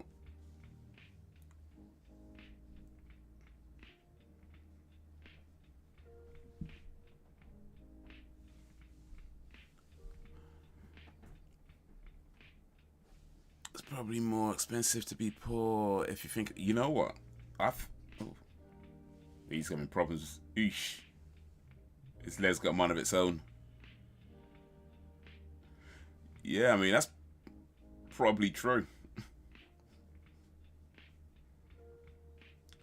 I can't remember. There's a story that Michael Caine, I think it was Michael Caine, told about his father. And he said that how his father at the time couldn't afford to buy a radio. So he would rent the radio, right?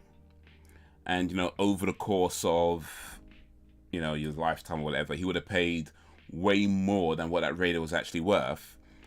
But because he can never afford to, you know, save money, and he could never could save money and actually buy a radio, he kept just having to rent the radio. And yeah, that's kind of what it was when he said that. Yeah, the poor people can't afford to be poor, because like the things that you need or try to use to get shit.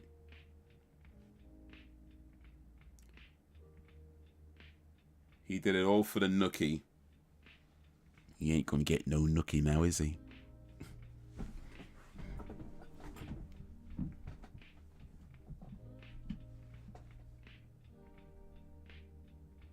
But yeah, like the things that you like sort of need to just do and get through your life, like oftentimes you can't afford to buy, so you might have to like rent them, or maybe get them on like a plan where you pay monthly, but then you pay the interest on that, right? Well, in most cases you pay interest on that. So yeah, More expensive to be poor, no doubt. I mean, I'm sure rich people have their problems and issues as well. I'm saying that, but eesh. But yeah, managing, chilling, enduring the usual.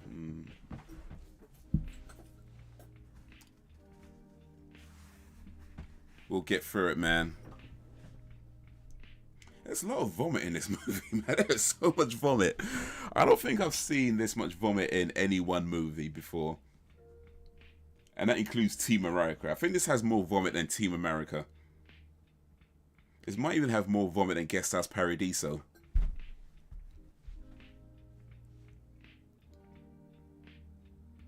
Eesh.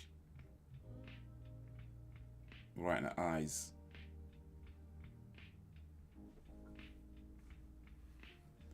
Bro, I cried a Bentley.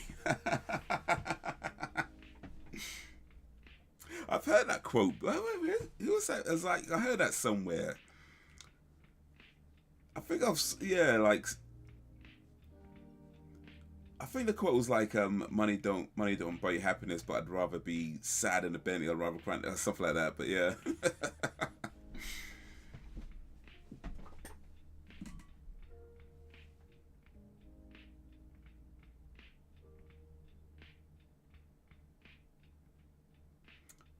Why would you touch that toilet with your bare hands, though? That looks disgusting. Put some gloves on. His hand's in the bowl as well. Why would you touch that? I mean, it's a low-budget movie. They probably couldn't afford to get the gloves. They had to cut corners somewhere.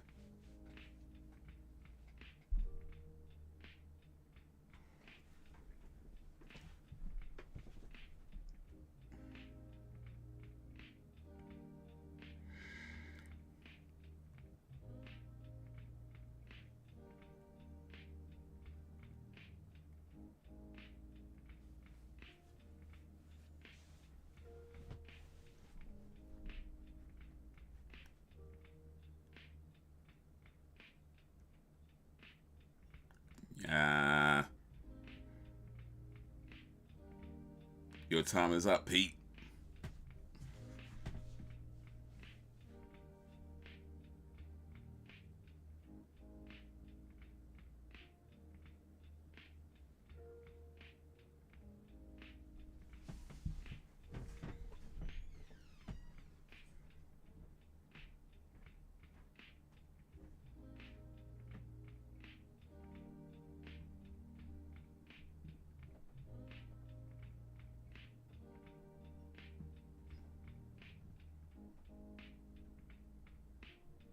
Uh-oh, Pete.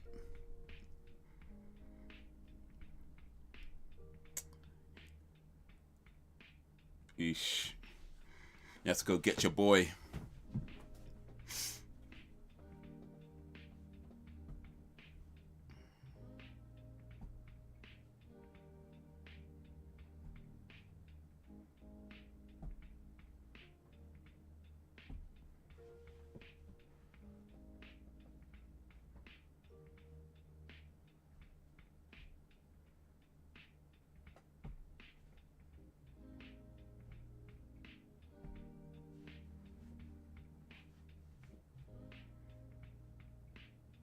That guy looks familiar.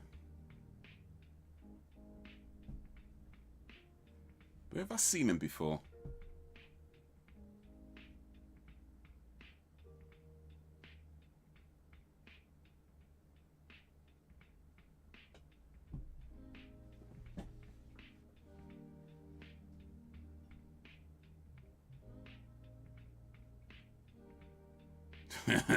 Dude's name's Pringle. That's a real crisp name, huh?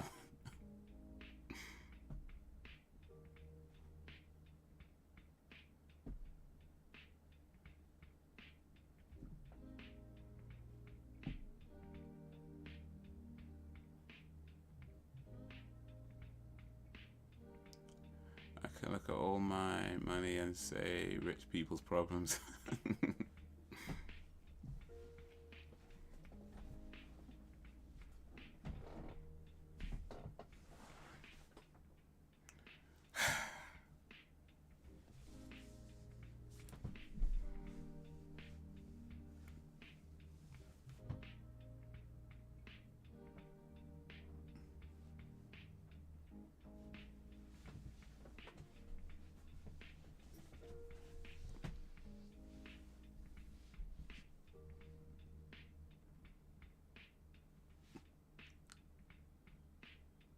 You still want to go out with this guy?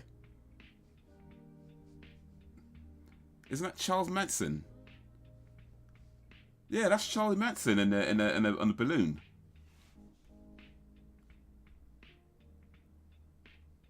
I'm not sure she should be. Yeah, I feel like this lady should be reading the signs. He's got like bare pictures of like sexy women on his desk. He's looking at wrong material on his computer. He's got like a Charles Manson balloon or butt, whatever that is. I think this lady needs to take the red flags. You know what I'm saying? Red flags.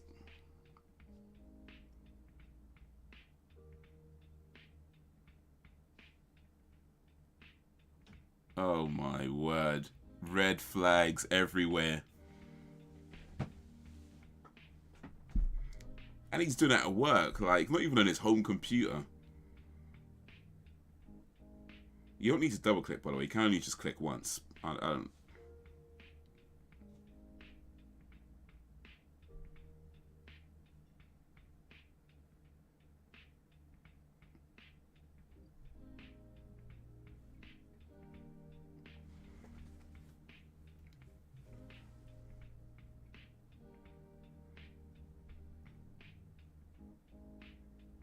You don't need to double click though. Like, why is he double clicking?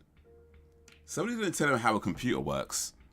Like, online, you don't need to double click. You click once. It's only if it's like on your desktop you double click. Oof. Multiple user violation.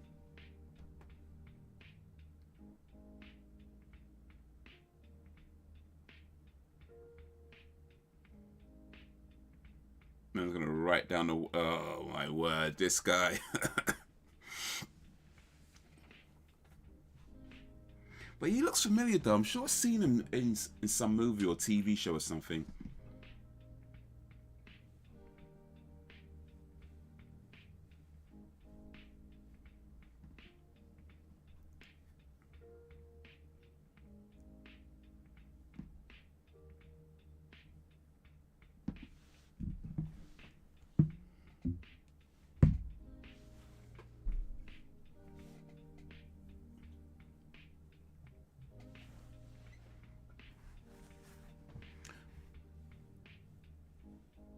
Red flags. Lady, walk away. Walk away. There's red flags everywhere.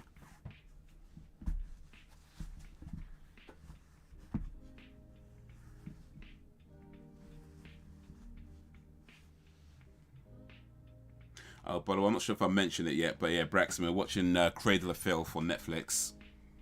Cradle of Fear, rather, on Netflix. IMDb when the film is done. Yeah, because that's going to bug me. I'm sure I've seen this guy somewhere.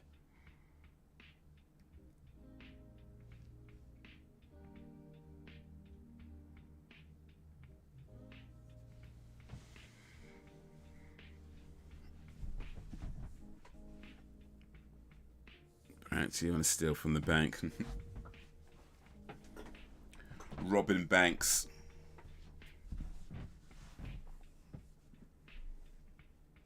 Wait, is this guy in Cradle of Filth? Maybe that's where I've seen him.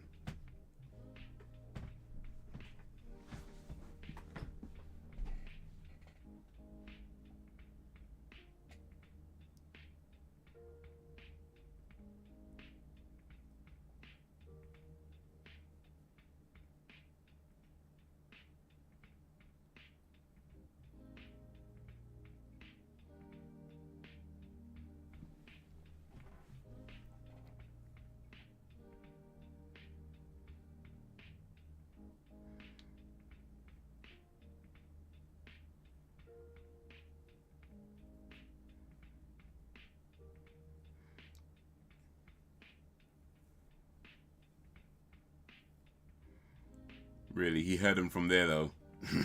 That's why he just turned around. I can sense you talking about me.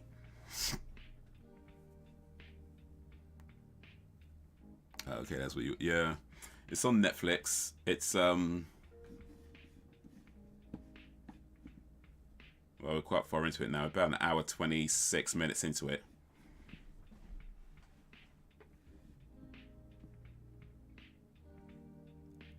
Yeah, about the hour 26.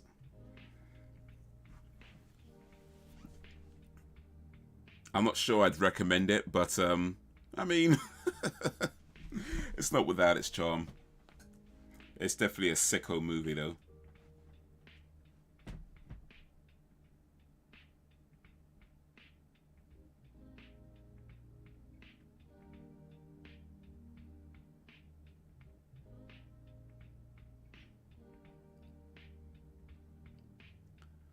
I think the whole band has been in the movie. Oh, okay. Doesn't sound too bad.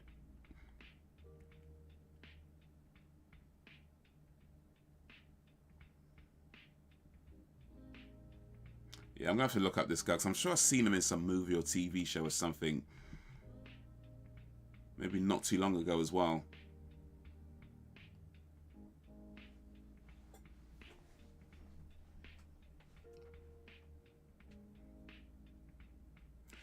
But yeah, there used to be some sick sites on, well, I guess there still are some sick sites on the internet, but there was one back in the day that's quite popular called Faces of Death. And it was the sort of thing that he was looking at there, where they would show people getting killed. Well, supposedly real people getting killed that were caught on camera. And things like beheadings, like, you know, like from like maybe like a terrorist group or something, or stuff like that, or just accidents where somebody deaf got caught on camera. And I mean, there was speculation that it was fake. I don't know. Maybe it was. Maybe it wasn't. Either way, that site was it. It looked real. Put it that way. It looked real. If it was fake, then but whoever fakes it needs to be like working on horror movies or something, because it looked real.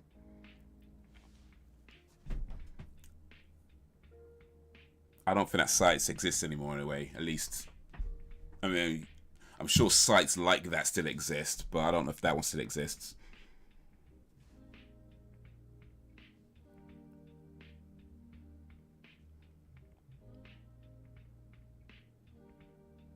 If you like Cradle of Filth, it's worth a watch, I suppose. Or if you just like filth.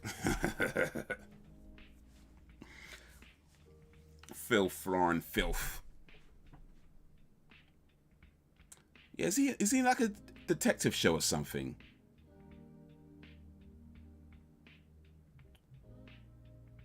What's his name? Richard, okay.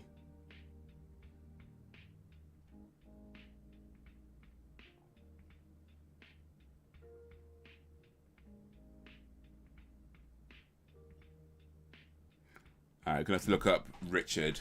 Whoever played Richard in this movie, gonna have to look him up on IMDb. See if we can figure out where I might have seen him before, or if I'm just imagining it. You know, sometimes people look familiar, or have similar faces.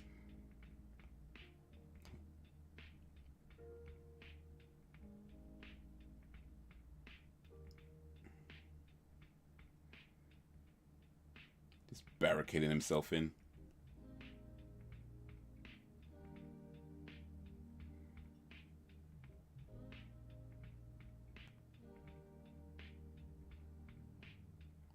Filth.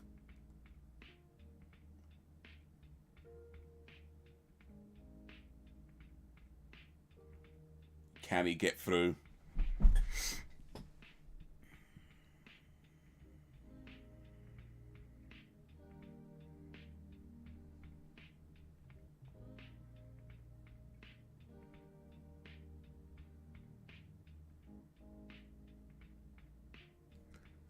I wouldn't actually want to watch someone dying for real. I ain't that sick. At least I know movies. I make believe. And I will say, yeah.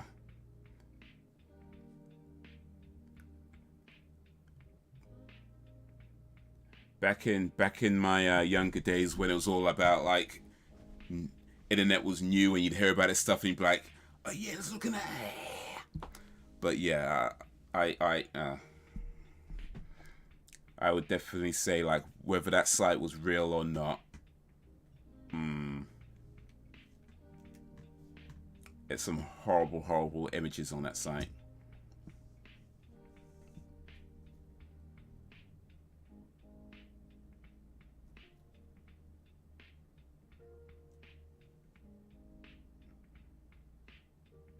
Splendid. It's gonna put his real name in there as well. Yeah, Aiight.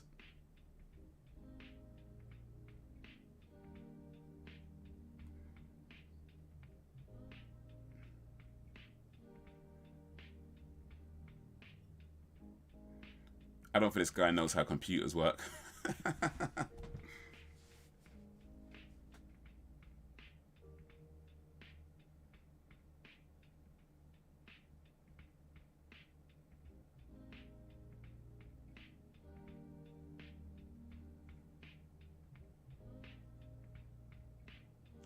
I mean, you can't hit your boss. Well, you can, I guess, technically hit your boss, but it's not going to help with your cause once you've just been fired.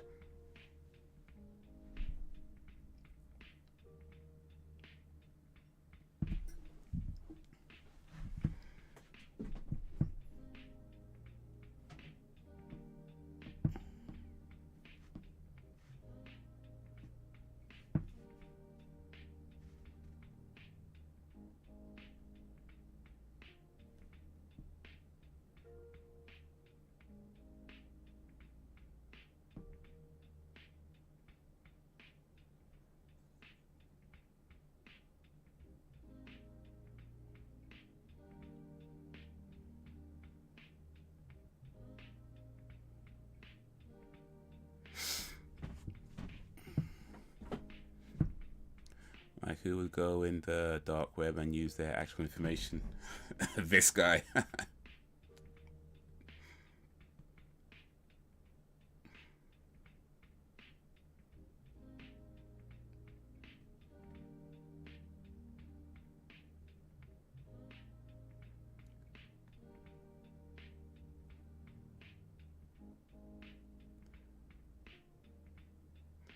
This guy might want to get his CV together rather than...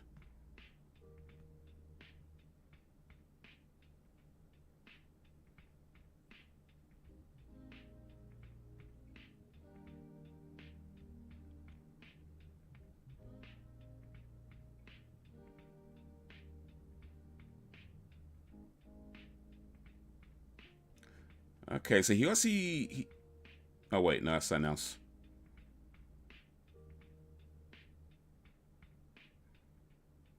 So he was in maybe a few episodes of EastEnders. I think that's where I've seen him. 2006, 2007, yeah. I think I was watching EastEnders around about that time. So that could be where I've seen him before in EastEnders. This guy, Richard Stewart Lang. He was in EastEnders from 2006 to 2007 as Rob.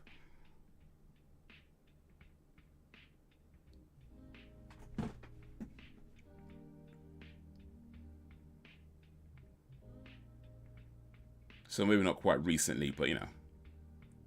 I think that's where I've seen him.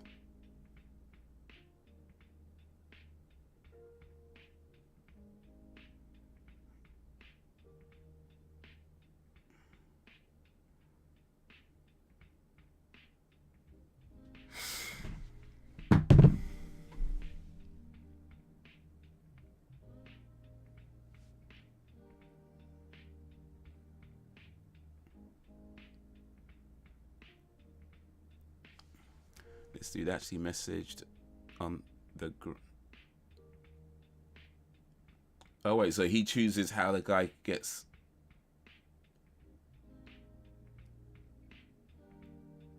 $1,550.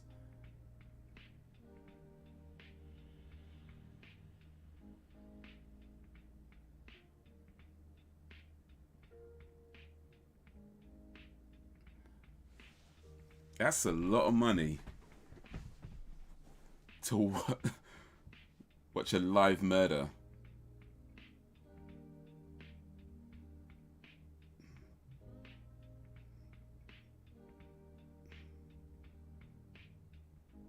Let's go and pay $2,000. Oh, I think we might have the image on the screen coming up. This is actually messaged on the gram a few weeks back and asked me my name. I'm like, dude, my name is my name.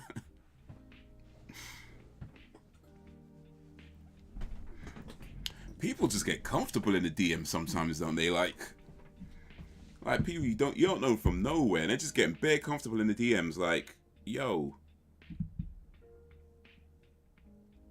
man, don't know you, fam. Like, what was this about?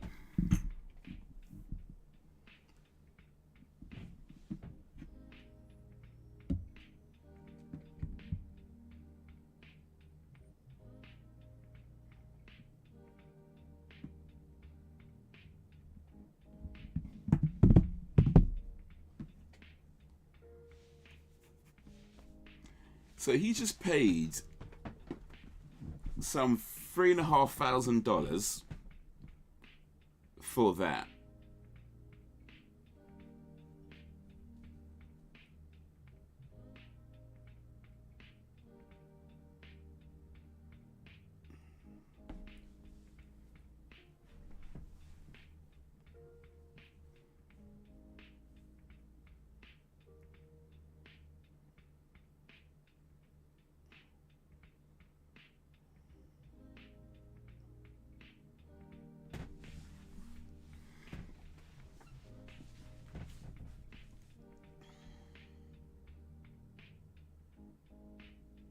Oh, speaking of soap operas, by the way, did you guys hear that Neighbours is coming to an end? After nearly 40 years, Neighbours will be ending. I think it's next month as well, actually. It's soon anyway. I haven't checked when the last episode is due to air, but I think it's soon, within the next month or so. But yeah, Neighbours is coming to an end. Can you believe that? Neighbours. That's crazy, man. Of all shows, Neighbours is coming to an end. But apparently, I mean, they didn't give the exact reason, but Channel 5 don't want to air it no more. And apparently, the studio can't get anybody else to show it. So yeah, it is officially over.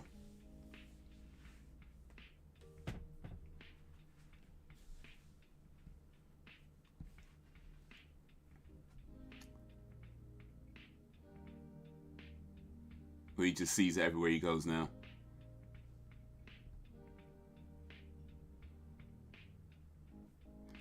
Tell me I was rude because I wouldn't tell him anything about me. I'm like, dude, if you bothered to read my bio, I stay. I don't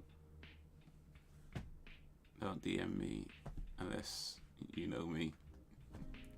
Yeah, people say you're rude when, like, you know, you don't do what they want or whatever. And the reality, they're just people just feel entitled to things.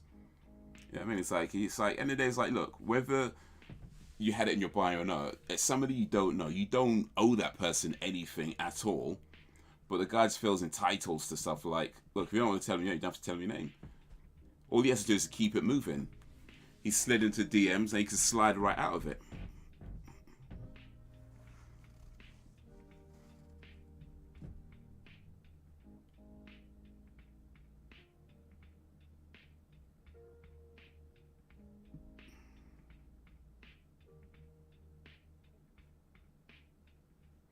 I was devastated when Brookside ended. When did Brookside end?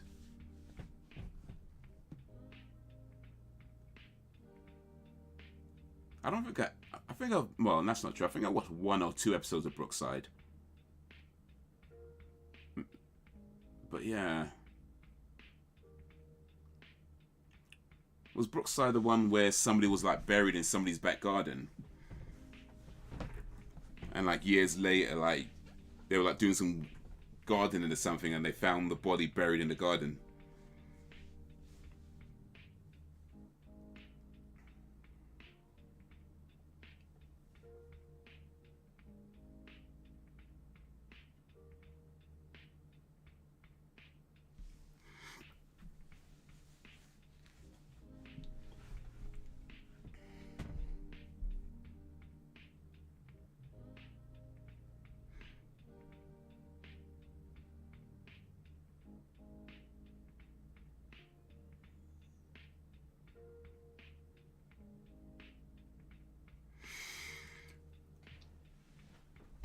Craig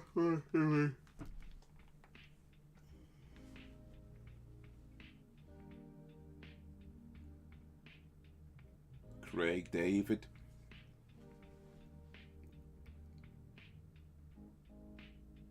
They're gonna let him in. They might want to check this guy's credit. He's sleeping outside. Do you guys remember a soap called Sunset Beach?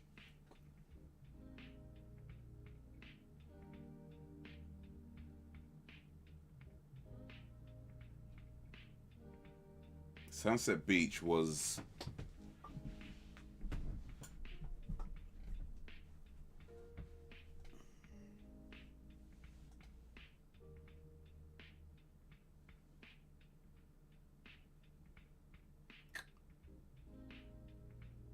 Didn't even drink his coffee.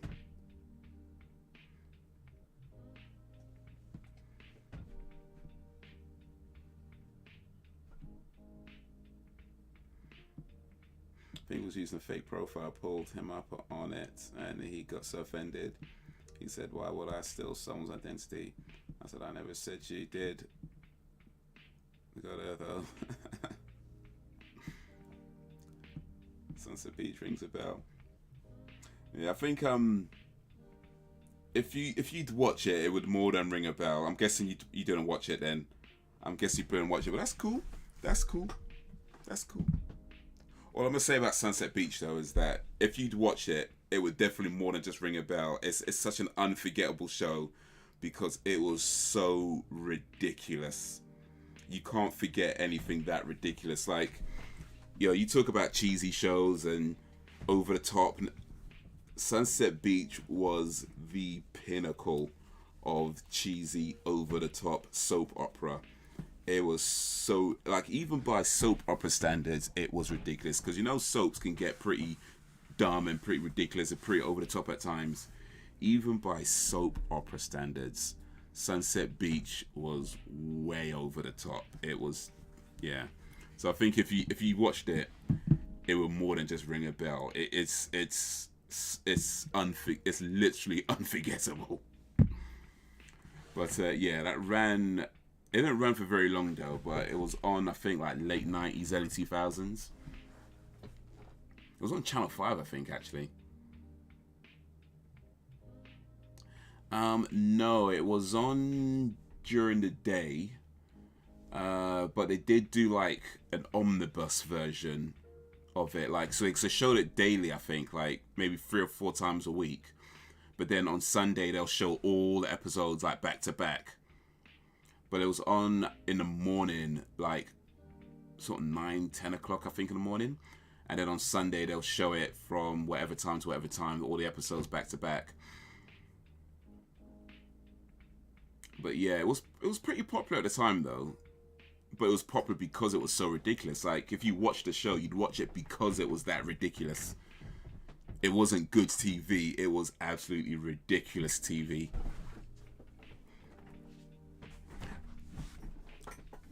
I don't know if you can... I don't know. Yeah, I don't think any of the streaming platforms have it, though, which is a shame, really.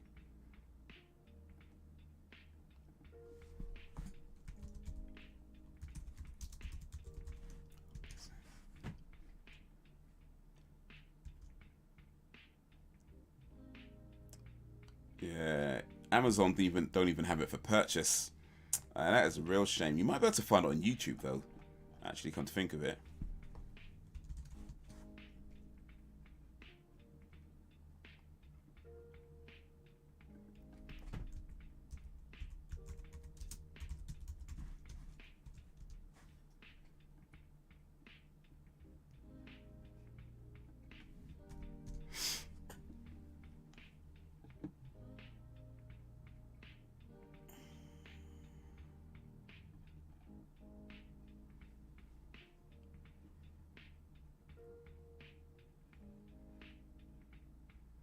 Yeah, it looks like somebody's put some stuff up on YouTube, but I mean, this YouTube says might be a bit dodgy, to be honest. But yeah.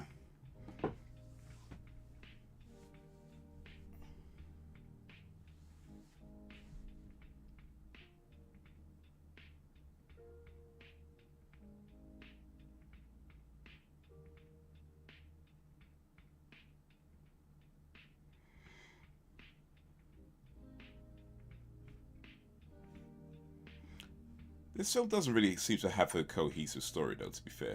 Like, it's got a lot of gruesome moments, but it doesn't really seem to have a cohesive story. It's like just bits.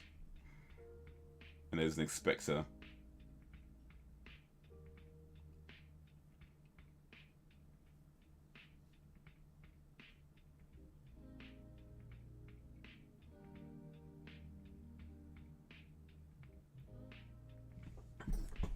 And he's going to tell him if he did.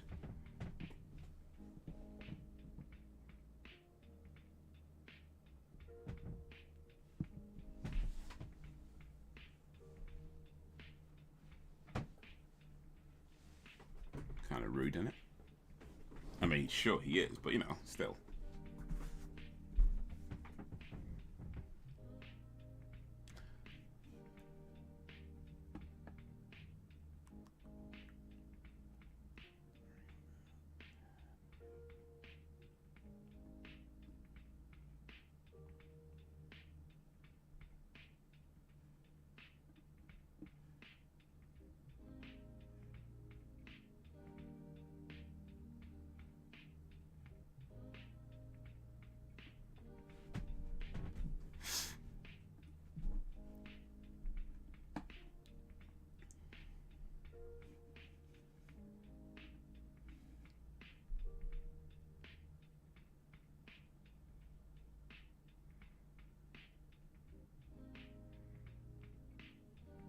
I don't think that guy's coming out that closet. I don't think that guy's coming out that closet at all. All the people that died are connected to the people who put Kemper away. Oh, yeah. I mean, there was two. That O was for two reasons, by the way. It was O as in, oh, look what just happened. And then O. I mean, because I got that bit that they're connected. I mean, that the people put Kemper away. But it just seems to be like...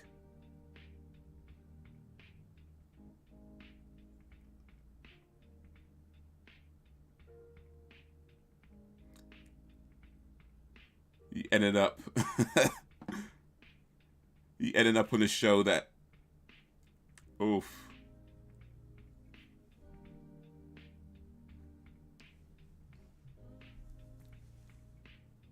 But yeah, this guy's like... I think he's the son of the inspector.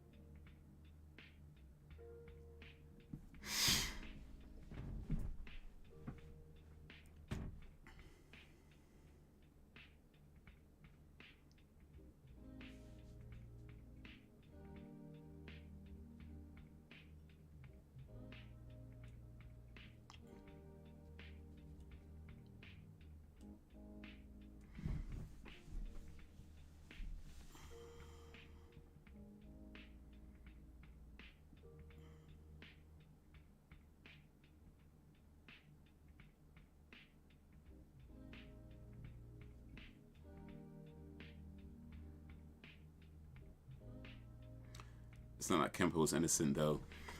Yeah, Kemper was some mad sicko, wasn't he? Like, he raped and they said he raped that 10-year-old girl.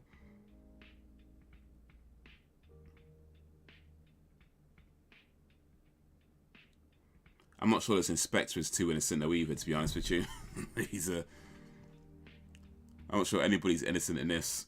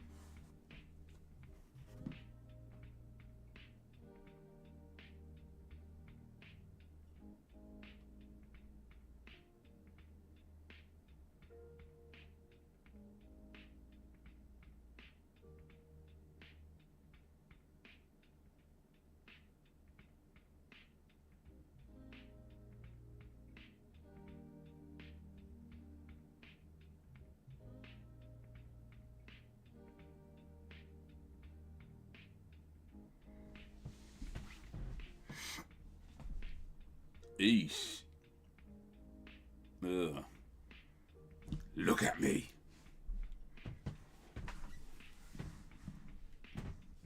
So this man guy, Danny Filth, the man guy, I guess he's like Kemper's disciple or something.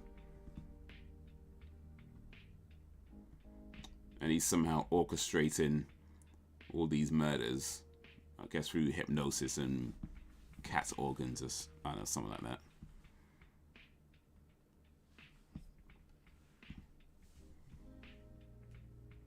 You work in an insane asylum and watch horror movies while looking after the real crazy. Sounds like something I would do.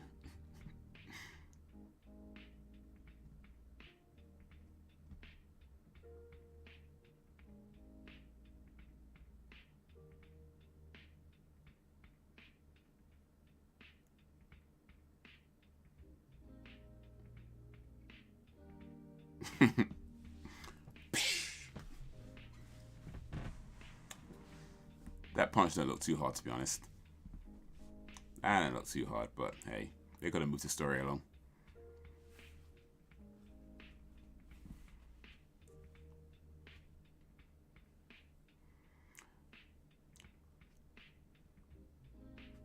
So this inspector is finally reached his tether after groping all those dead girls' titties.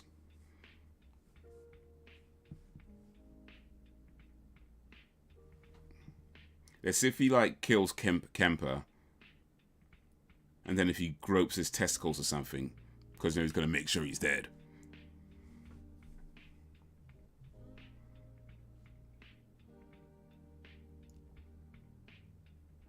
If he doesn't grope Kemper after he kills him, then he's just sexist.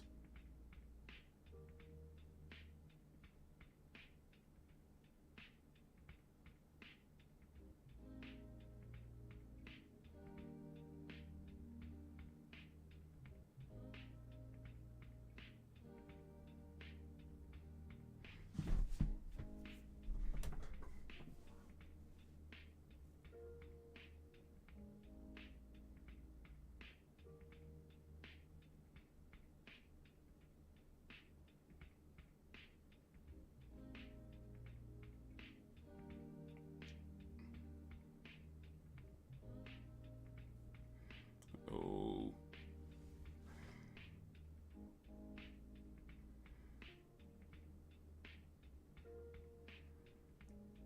I was literally about to top about groping his willy. Well, let's see. Well, you know, I guess you know what's going to happen, but yeah, we'll see. Are we going to see some willy groping?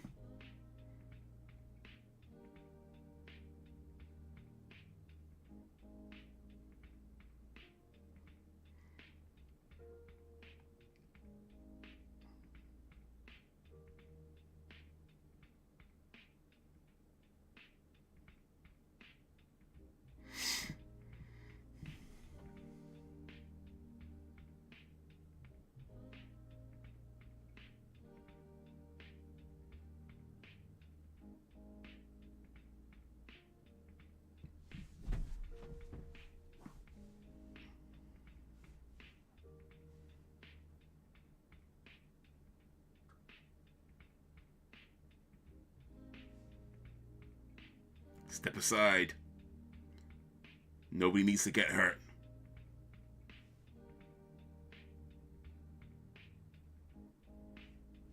Great minds. What?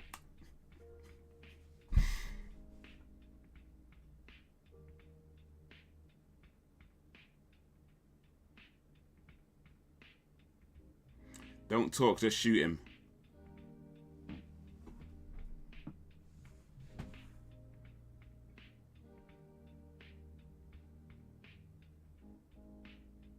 Don't talk, just shoot. Doesn't matter, shoot.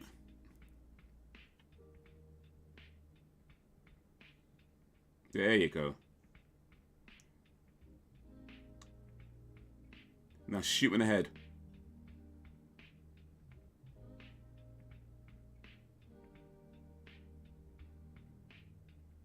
Shoot him.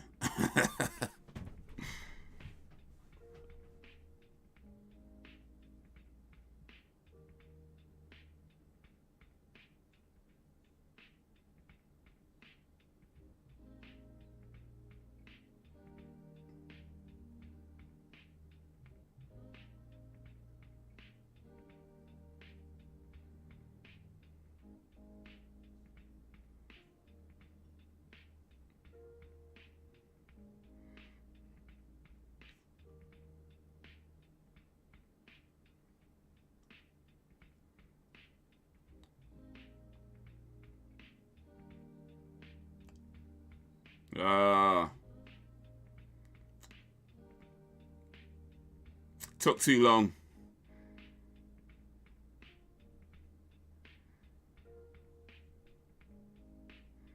So he shoots him in the knee. Yeah, shoots him in the knee and the arm. It's like, man, he was gonna take the madman out of there. Which one?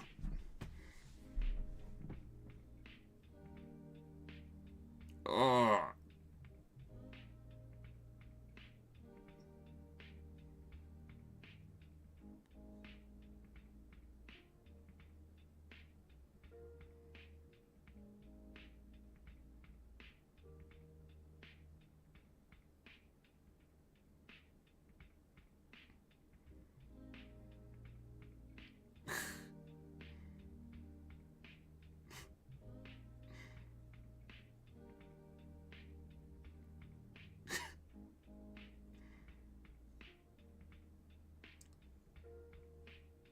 Oosh.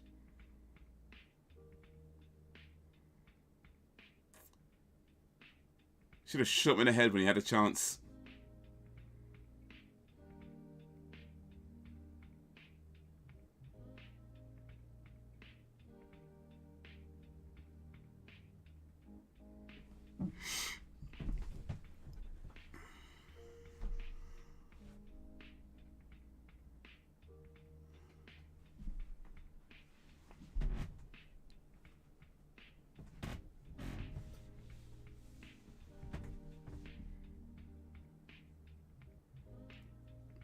Ooh. Yikes.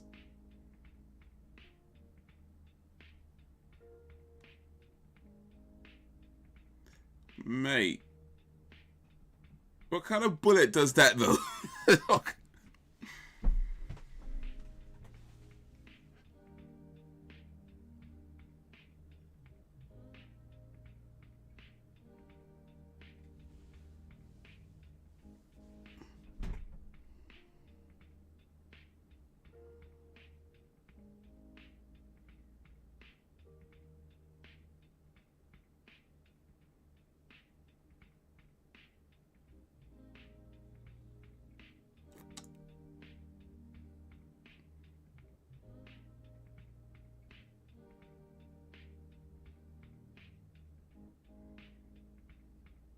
Don't shoot.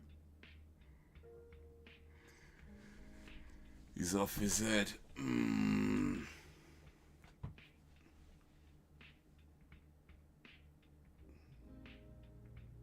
Oh, wait.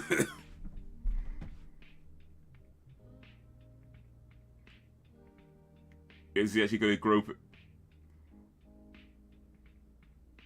Okay, check the pulse. They're going up to blow himself like that. For real. What kind? That's like a... I mean, I don't know what type of gun it's called, but it's a handgun. What kind of explosive round he's got in that gun?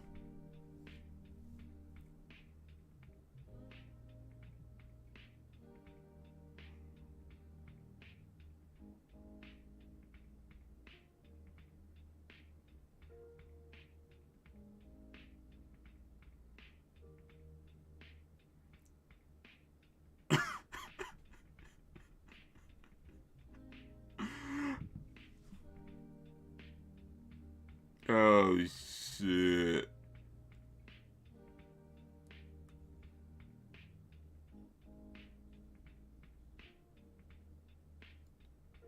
Oh. Guess it ain't over. Well, guess it's over now, huh? He didn't grope him, though. I mean, he checked the pulse, but he didn't grope him. So, yeah, this guy, he's a wrong one. He was groping titties. but he didn't grope Kemper. So yeah, he's a wrong one, and the evil got him in the end. So that was Cradle of Fear.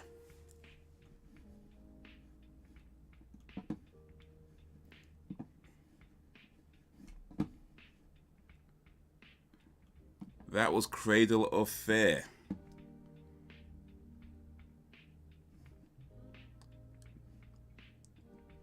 Starring Danny Filth.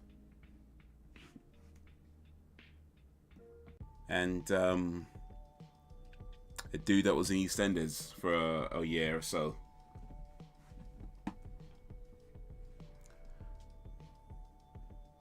Does have some sort of 357 Magnum hollow point in that 38 hollow point.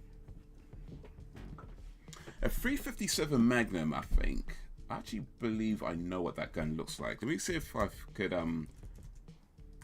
because I think that's a much bigger gun actually, a 357 Magnum. Let me see here real quick.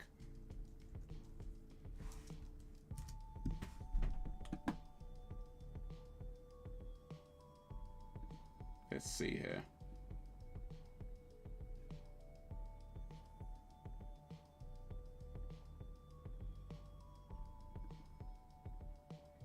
Actually, no, maybe it's not. Maybe it's not. Okay.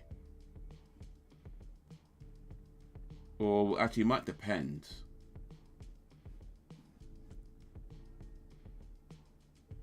Some of them are quite long, and some of them are quite short. So I guess it depends. Maybe there's different versions of the 357 Magnum. Anyway, I ain't no gun expert. What are your thoughts on this work of art? It's a Clint Eastwood style handgun. Oh, I can. I know what you mean. And Dirty Harry, or the Enforcer rather, where he plays Dirty Harry.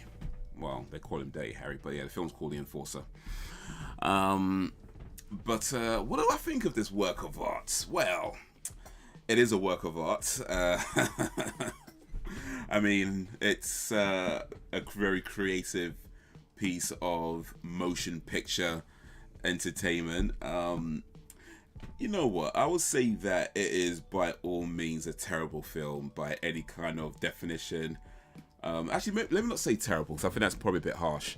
But it's very, yeah, it's not exactly what you'd call a good movie, in a sense that it's very kind of sloppily put together in a lot of times. But that being said, it's not without its charm. You know, I think the low budget nature of it kind of adds to that effect, and especially like the whole kind of video quality that they went with, most likely because it was a low budget movie, but it kind of adds to that kind of gory factor of it as well. The acting being just very kind of terrible in most times, but yeah, like I say, it had its charm. It's one of these films that I wouldn't say it's so bad it's good. I'm not sure it's in that category, quite that category, but it's definitely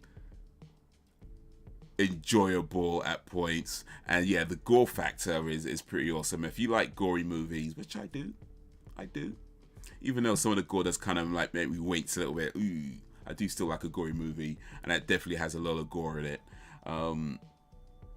But yeah, it was it was something.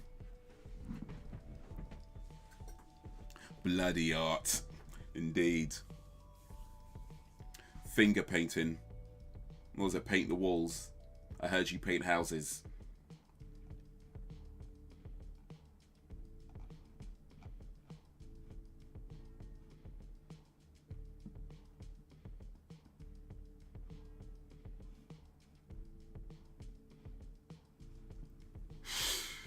But yeah, it was I would say overall though, though, I mean, yeah, I guess the story was it. I get the part that they're all connected through, was it Kemper? You know, they're all like sons or whatever, or their children, or all related to people who put Kemper. So I get that. But I did feel like the way it was shot, it did feel very kind of loosely connected, where it just felt like kind of jumping a little bit, and then it was like, oh yeah, all Kemper's relation thing. I was like, all right, cool, that's the thing. So yeah, I guess there's that. But yeah, overall, I think it had its enjoyable moments. Like I say, it was not exactly a good movie in a sense of say video quality, acting, movies, production wise, all that, stuff like that. But it has its charm in that. Yeah, I think the gore saves it. I would say the gore definitely saves it. The gore factor definitely saves it. If it wasn't for the gore factor, it might just be meh. But the over the top nature of the violence, yeah, I think that definitely helped it. And just the silliness as well. Some of the characters, like that guy, what's his Nick something, who runs that homeless guy over, and then he's like, "Oh yeah, you better go check." And then he's just like, "Oh, not a scratch." He just looked at his car, didn't care one bit. He's like, "Dude, you madman." And he goes, kills his friend, takes his leg.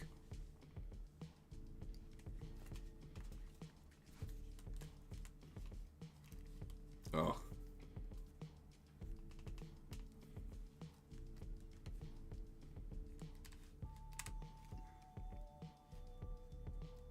Ah.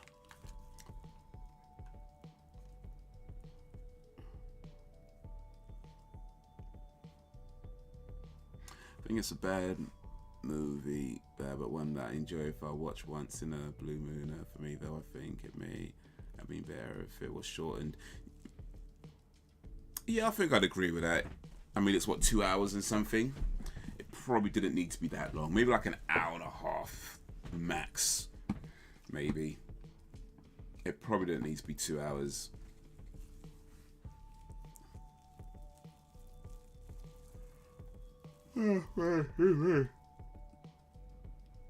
Oh, hey.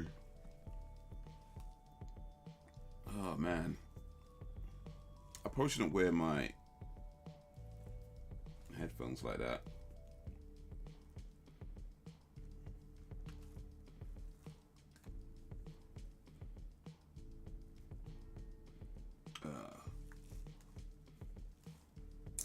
Hurts my ears. Eesh.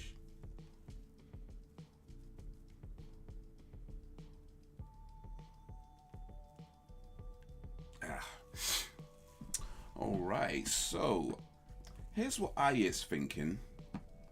Because I still got like all those movies that you and Brax recommended to me, even though I guess you didn't technically recommend this one. I do got a bunch of movies that you and Brax recommended to me, and I know they're not on Netflix. Some of them I think might be on Amazon, but I might have to pay for some of them, which I don't mind doing. But what I'm thinking, like, because we normally do it as a watch along, like, we watch the movie, press play. I wouldn't ask or expect anybody to buy a movie for movie night, and I totally understand if you'd rather not. But I'm thinking that I want to try one of these movies, like maybe Rubber, which I think is on Amazon Prime. If I could find it.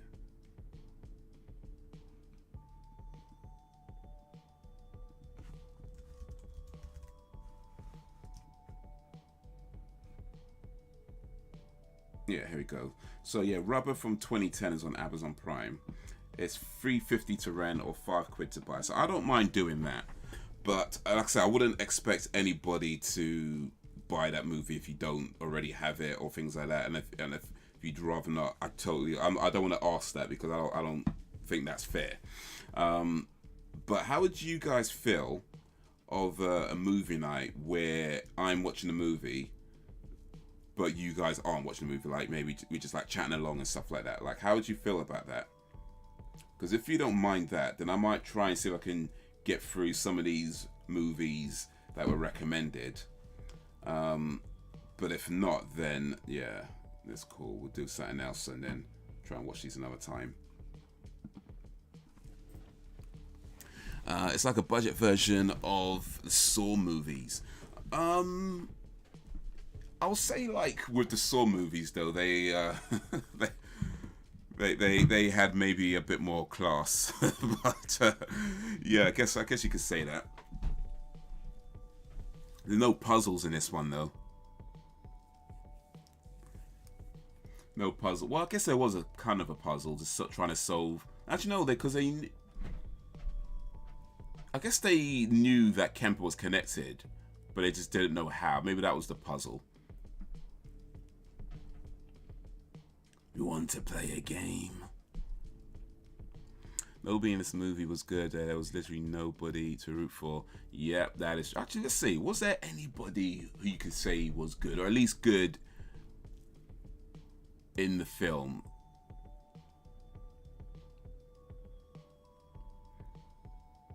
I don't know. Maybe that guy who the guy that the orderly, the one that opens the gate. You know, when the inspector points the gun at the lady to force her to get to Kemper, and that lady talks to that guy. She says, "Can you open the gate?" And he's like, "Are you sure?" He said, "I'm sure." Maybe he was good. He might have been a good guy. Might have been. It's hard to tell. He didn't get much screen time.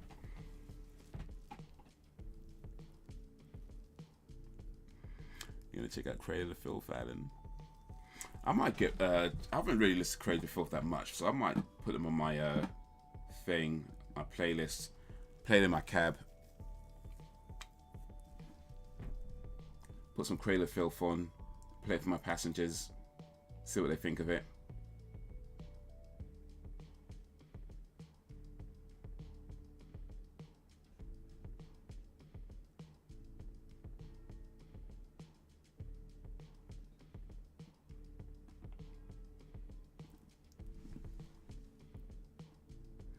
Maybe the deaf guy. Oh yeah, the old man as well. Yeah, because they broke into his house. They broke into his house, and he just tried to defend himself.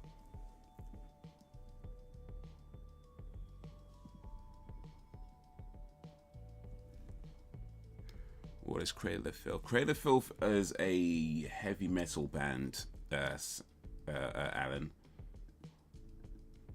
And let me see here.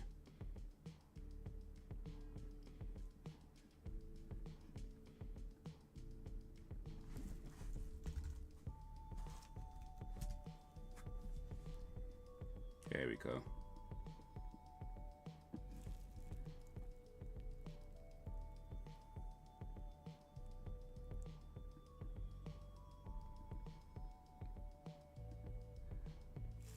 This is Cradle of Filth. And there's some of their albums and singles and videos.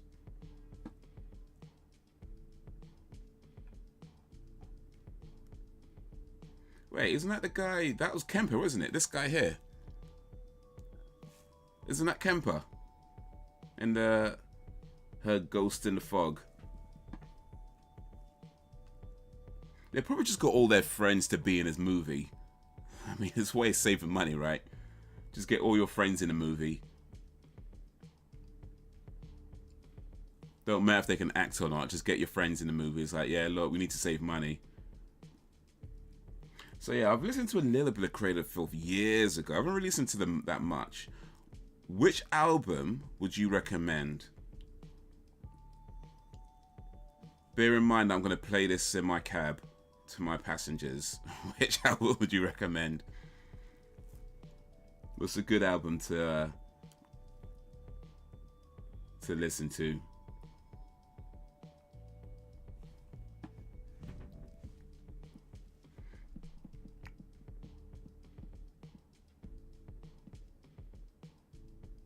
Cradle of Filth is a band, and Danny Filth who played the man in this movie, the front man of Cradle of Filth. Yeah, here's what they look like. Well, you know, with makeup on.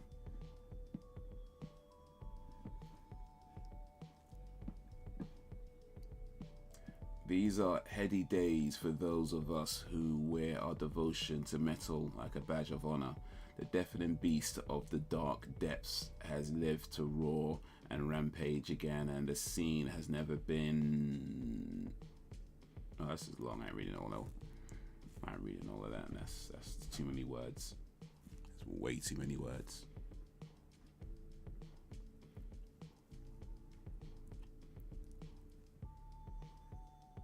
The Empire. That's pretty cool. The Empire, like vamp, because it sounds like vampire. The Empire.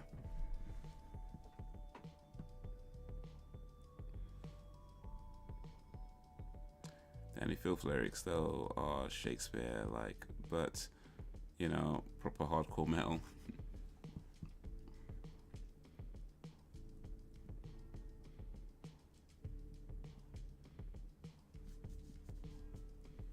You may also like Dimmu Borgir, Behemoth, Arch Enemy, Children of Bodom, Amon Amarth, Septic Flesh. I'm pretty sure I've heard most, if not all, of these bands. I don't think I've heard of Arch Enemy actually. But I'm pretty sure I've listened to some of these bands at one time or another.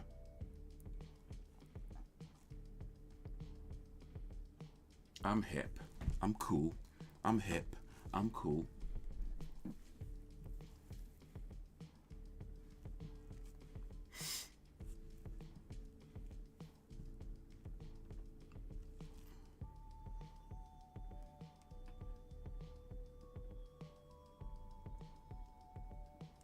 Existence is futile.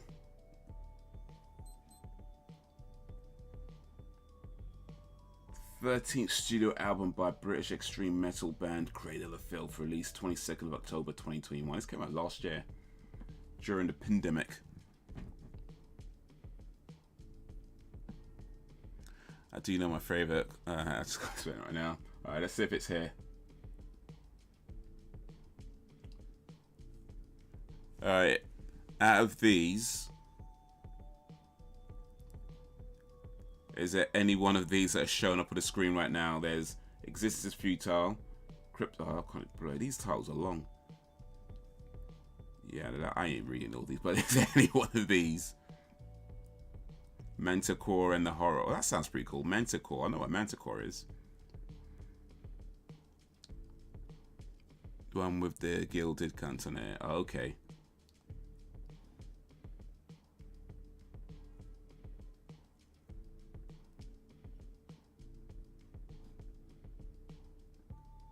Oh wait, there's more. Oh, there's actually more when you click on it.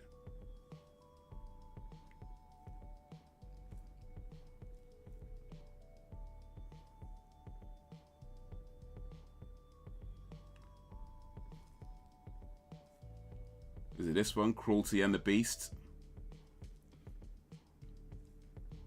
That sounds like a pretty cool name, actually. Cruelty and the Beast. I might just listen to that one anyway. And this other one, Manticore. I've never heard of them until a few minutes ago. Yeah, they've been around a while. Yeah, I think since about the late 90s. I mean, what was their first album? 96 even, actually. But yeah, I remember, I think I heard about them probably around about late 90s, 2000s. And like I said, I listened to it a little bit, but not that much. I've not paid a whole lot of attention to COF over the years. But clearly, they've been putting out a lot of work over the years. I mean, how many albums is this? It's quite a lot.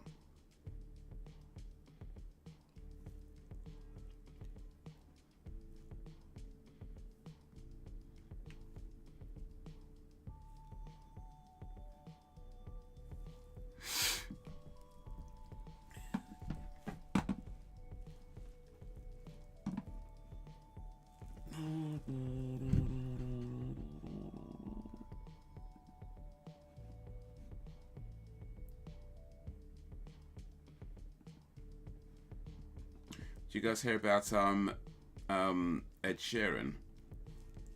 Apparently, he's been well, not even apparently, but he's been accused of stealing people's songs.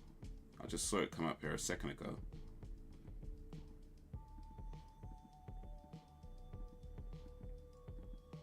Here we go. Yeah, Ed Sheeran denies he borrows ideas from unknown songwriters in copyright trial. So yeah, he's been accused of well, borrowing, right, people's music, and just repackaging it as his own stuff. And a couple of musicians have taken him to court, and they claim that he's been doing this for a while. And it's like, damn, if this is true, boy, that could really hurt Ed Sheeran, because he's built his career off his kind of one man and a guitar type thing. I mean, I know he has other instruments as well, but his whole thing is like the one man guitar, writes his songs, makes his own music. If it turns out that he's actually been stealing people's music this whole time, I don't know if you can recover from that. I mean, don't get me wrong. I mean, I think people can still enjoy his songs because he's got some good songs, but if it's proven that he steals people's music, I don't know if he can recover from that going forward. But hey, we'll see. We'll see. Nymphetamine FFS. Okay, we'll look for that. I think that's enough to find it though. Nymphetamine. It's got an N. We'll look for the one with an N in it. It's got to be here somewhere. Well, it hasn't got to be, but Here we go. See, right there. See. You just need a little bit, and you can find it. So, this is Nymphetamine. Okay, it's only 6 songs. Special package, bonus tracks, digital.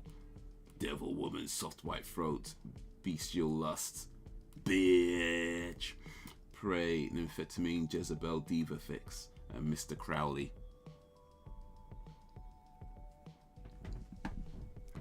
Foreknowledge album was a song.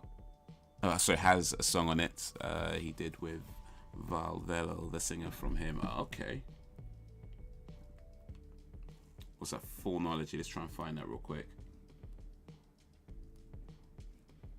Here we go. Foreknowledge. Or yeah, this one. Phonography. Yeah.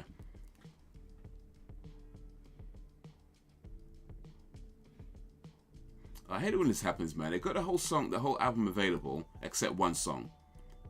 And it lets you know that it's there, but it's just not available on this platform.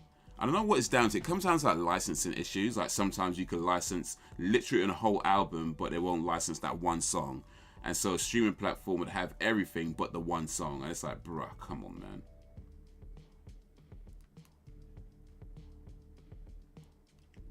Wait a minute, hold on a second. So the one song you can't get in this one is called Fetus of the New Day Kickin'. But on the special edition, it's available.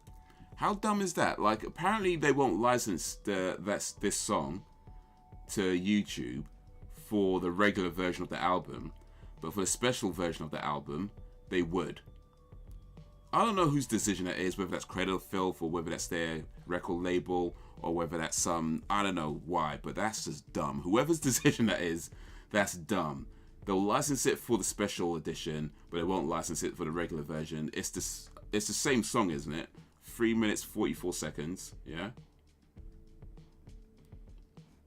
Okay, maybe it's not the same song. This one's 3 minutes 43 seconds. I don't know. Apparently that 1 second makes a difference, I guess. That's what happens when you get lawyers involved in music. Like, they make dumb decisions that make no sense at all. Wouldn't surprise me. Yeah, it's a shame when people rip people off, though. It's one of these things where it's like, it happens. You hope that it doesn't happen, and especially when you like the artist and they make good music, you hope that they're not ripping people off. But then at the same time, it's like, yeah, it's more rampant than I think people realize. That a lot of maybe not a lot, but certainly some of these sort of popular artists, especially once they start, maybe not right away, like in the beginning of their career, they might be doing things genuine, but then as they maybe get a bit bigger and they start to realize that they don't have that many good ideas, but they're trying to maintain their level of fame, so they start looking into the independent music scene and taking a few bits here and there from artists that are like going around and doing gigs in clubs and stuff like that. So stuff that hardly anybody's gonna know. and then they'll go do it and act like it's their song, and nobody realizes until, well, somebody gets sued.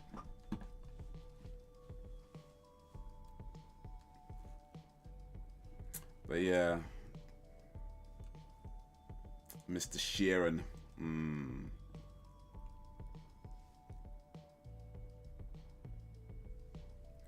album has an awesome blend of metal and theatrical feel.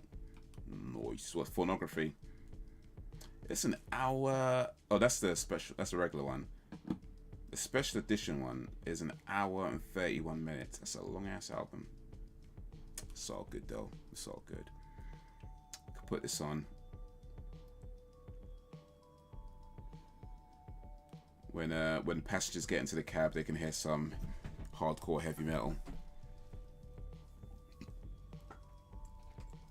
MGK's rapping again. I guess his rock career didn't last as expected. But Houston used to sing everyone's song. She could belt it out though, so no one cared. You know what? Whitney Houston. Actually, real quick though. Speaking of MGK, he features on Avril Lavigne's new album. He's one of the featured artists on Avril Lavigne's new album, and it's called Boys Lie or something like that. Yeah, Boys. Song's called Boys Lie. And it's alright, you know. It's alright. I mean, you know, MGK's on it, so but it's alright still. It's alright. But yeah, Whitney Houston's version of "I Will Always Love You," originally by Dolly Parton. I feel, in my opinion, and I'm sure people will agree with me, or well, I don't know if you'll agree with me, we'll see. But I'm sure there's people out there who will agree with me on this. There are people who do covers of a song, and you know, you might like one version, you might like the other version. It is what it is, right? But it's people who do covers of a song, but it's always a cover of that song. You know what I mean? Like, you know it's a cover of the song. You know the original. You might like them, but it's not like one's rubbish or whatever. It's nothing to do with that. It's just that, you know, it's a cover of a song, and that's fine. But it's very, like, rare, I feel, where somebody does a cover of a song and they really make that song their own. You know what I mean? Like, it's rare when somebody comes along and does this, like, and I think Dolly even says something similar herself about this, where the way Whitney Houston sang that song, you'd be forgiven if you believe that she wrote it, you know, because she sang that song. You know what I mean? Like, she sang that song. Like, people don't sing like that unless it's like, you know, something that they've written, something that they're like super involved with, and there's all that passion that comes through. But to sing somebody else's song like it's your own song, to the point where it's like, people, like, if you never heard Dolly Parton's version, or even if you heard Dolly Parton's version, you might still think that Whitney Houston's was the original. You know what I mean? Because she sang that song. You know what I mean? Like, it's like it's rare something like that comes along where somebody does a cover of a song and it's just like it's its own thing. It's not just a cover, it's its own thing, you know. So yeah, that's that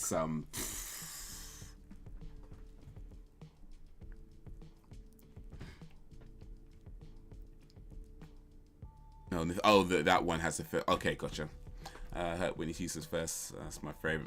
I think that's probably what I heard first as well. I don't really remember, to be honest, but that's probably the one I heard first, because it was with the film, wasn't it? The Bodyguard, and then they released that song as a sort of lead track of that song of that film.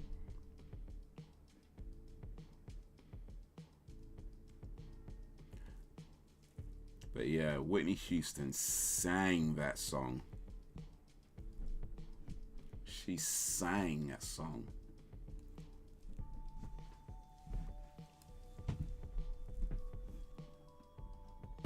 Apparently MGK is going to be in a movie, I saw. I mean, he's actually in a movie already. If we get technical, but I heard he's going to be in another movie.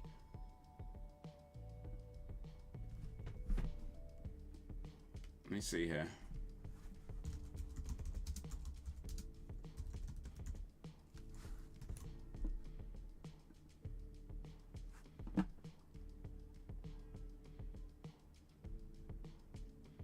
Okay, I guess he's got a bunch of movies coming out, really. Good News, One Way, Good Morning with You, Punk.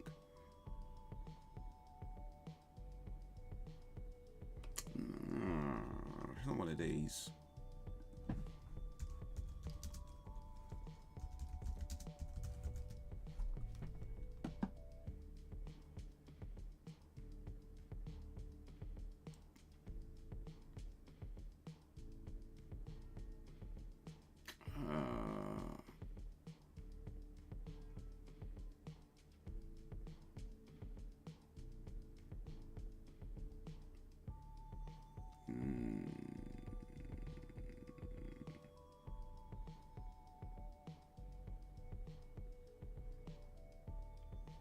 Yeah, I'm not sure it's one of these. I mean, I guess he's got a bunch of movies coming out, but I think the one that I heard about, I don't think it's one of these ones. I don't think it's one of these ones, but I guess he's got a few movies that he's about to do. So, I guess he's doing all right for himself, innit? He's doing all right for himself. Appreciate the likes, by the way, guys. Big up for the likes. And if you haven't already hit that like button, hit that like button.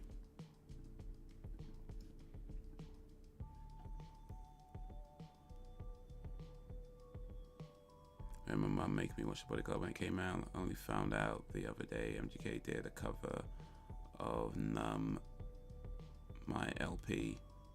Numb.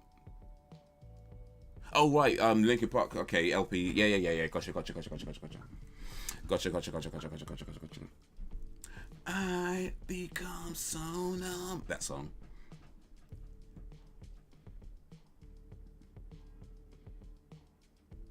Bodyguard was a pretty good movie, actually.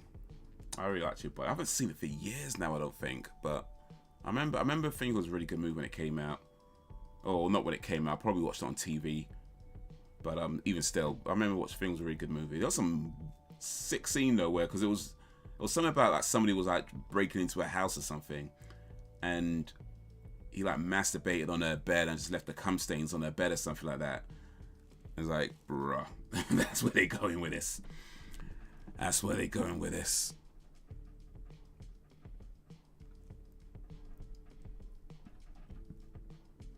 By the way, on the screen right now, these are some albums and things that I've listened to recently. That's why it's showing up at the top here.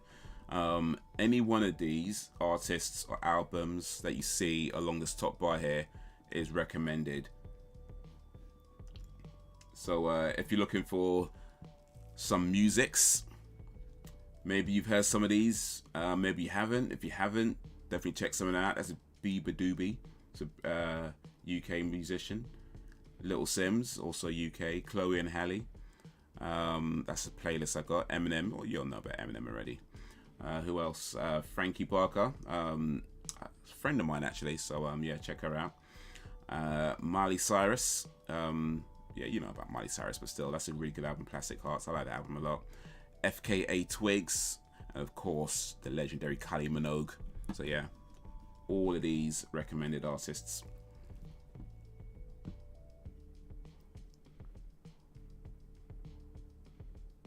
Eminem's version of Numb is great. Eminem did a version of Numb for what, Linkin Park cover, really? Okay. See, MGK doing a cover of Numb, I can totally believe that.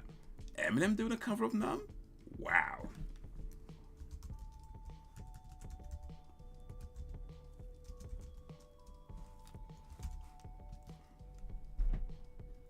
Probably help if I... Oh wait, no, it's not a cover of Numb. It's his own song called Numb. Oh wait, okay, featuring Rihanna.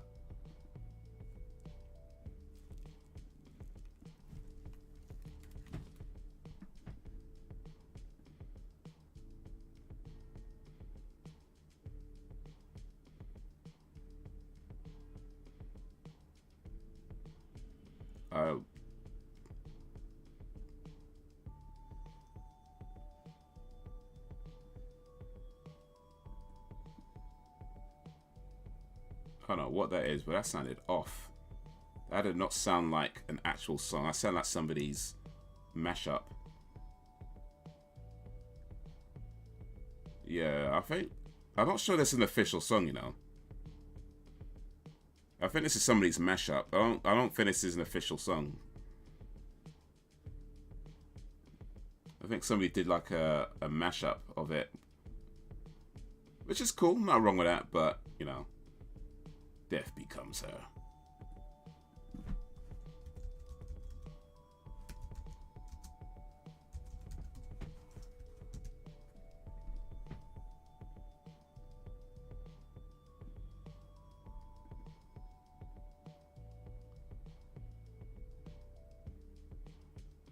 Oh wait, okay.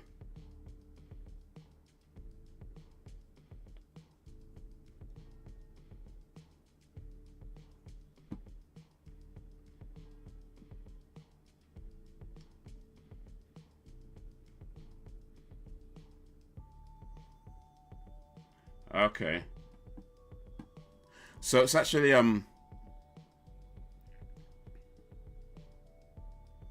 it's actually the other way around.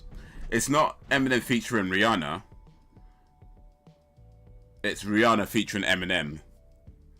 So it's actually a Rihanna song. So yeah.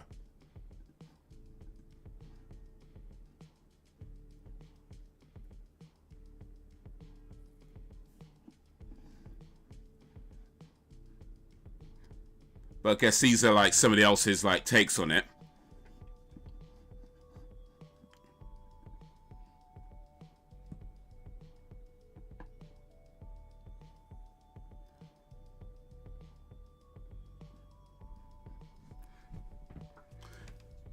When you do put on a pendulum, do your homework, the fan base require it. Already done it about a few weeks ago. How did the fan base take it? I'm gonna have to check that that reaction in.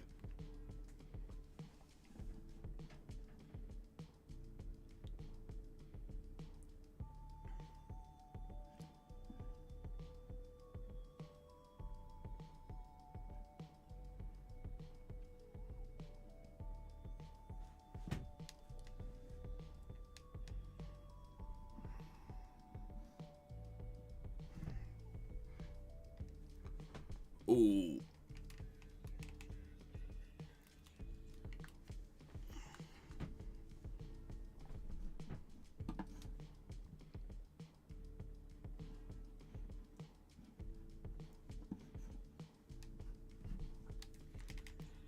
Rihanna, certified billionaire.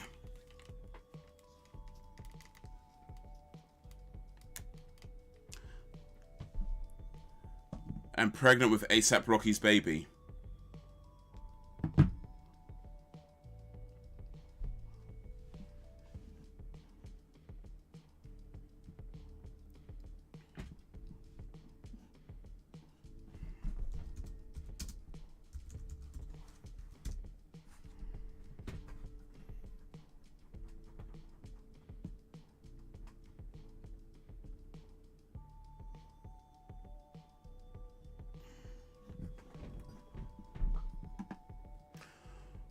Yeah. Let me pause that. Alright, so it's Rihanna featuring Eminem. I like Rihanna. Big up Rihanna. All day, every day. Rihanna just might be the coolest celebrity ever. She just might be. She just might be. So yeah, big up Rihanna. But yeah, you know what? It is 20 minutes past 12, so methinks I should start winding down. So yeah, next week's stream, hopefully, not dwelling, we don't have issues. We got through this stream with no issues, so hopefully that continues at least for a while. But next week's stream, yeah, we do, we'll just like hang out, chat, maybe do some reactions, things like that, you know, keep it chill. Just hit the wrong button, there we go. That's what I want. And then after that, week after that, we get back to movie nights. And yeah, we'll do Rubber. It is on Amazon Prime. If you want to, and only if you want to, then you can purchase or rent it on the day to watch along. But only if you want to. I'm not asking anybody to do that. If you're okay with just like coming to the stream, hanging out with me while I check out this movie that was recommended. And I'll try and do some of those as well. So Rebels at Martyrs, the French version. All Hallows Eve. All Hallows Eve, I think, might be available on Amazon Prime, actually. So if you've got Amazon Prime, you might have to watch that one along. Killer Weekend. And then we also got Mississippi Burning, Ghosts of Mississippi, Rosewood, and Adventures in Babysitting from 1987. So yeah, got a few to get through. So yeah, if you don't mind coming along and then watching me watch a movie while we hang out and chat, then we can do that. Deep dive homework session. You know what? Yeah, some fan bases. Actually, let me just say real quick before we log off, since it's come up. I don't know what it is. It's a weird thing to me, but because here's the thing: there are toxic people just all over the gaff. Like we all know that, right?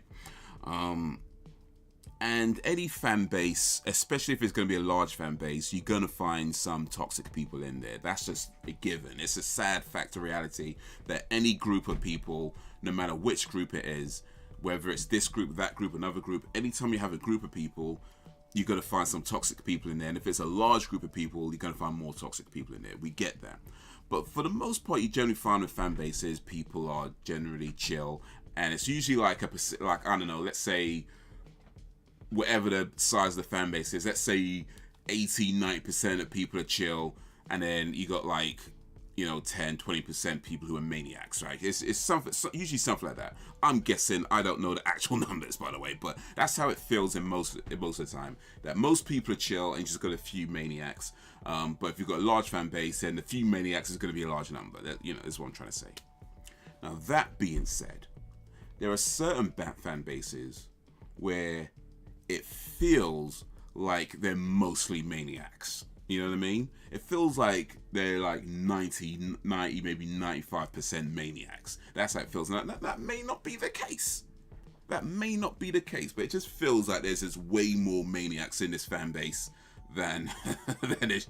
And you gotta wonder, like, what is it about a band, a musician, a TV show, a film, or a comic book, whatever it is, a video game, what is it about a thing that attracts such a large number of fanatical maniacs like that?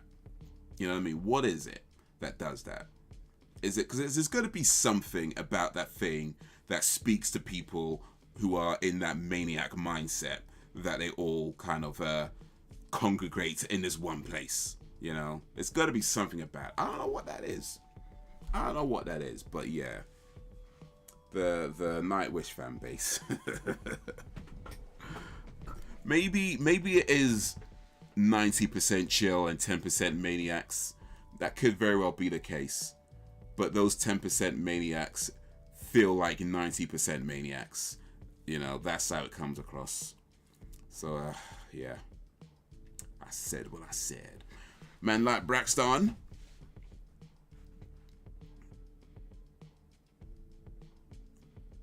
I suck up for you and one of you. Oh yes, appreciate that, Sam. I saw that. Yeah. I put the like on the comments. I saw that. What did the guy say? He said something like I think he said it's not the best way to go, like, because I guess he was under the impression that I was just gonna only watch just a few episodes and put those videos out, which a few people thought that, to be fair. So I don't know, maybe it was something that I said that caused that confusion. I don't know. Maybe I said something that caused a little bit confusion, because I know a few people said that. But yeah, I don't know what I mean. I can't think of anything that I would have said that would make you think I don't know. Was it me? Or did it just... I don't know. But yeah, I do plan on watching. I had to specify that in the other videos. Like, yeah. Did not like his attitude. I appreciate you, Sam. It's good to know Sam's got my back. I'm gonna start pissing people off just so I can watch Sam take them out for me. That's what I'm gonna do. All my videos, I'm gonna say things deliberately to piss off the Buffy fans. And then when they come for me, I'm like, yeah, Sam, get him. That's what I'm gonna do. Don't know if you saw the band Candy episode in Buffy yet. I don't think so. I mean, I've watched all of season 1. To be honest, I don't always look at episode names, to be honest with you. But let me check real quick, because I've watched all of season 1, and I've watched the first episode of season 2. If one of those episodes is called Candy, then yes, I've seen it. If not, then I have not. So let me just check real quick what episodes on season 1 are called. Oh, don't make me sign in, for F's sakes, man.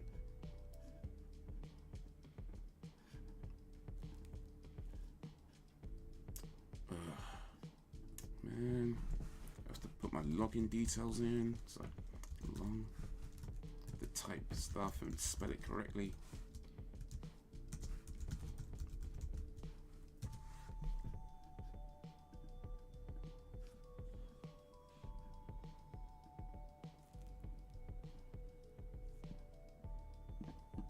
Alright, let's see here. So, Buffy, info,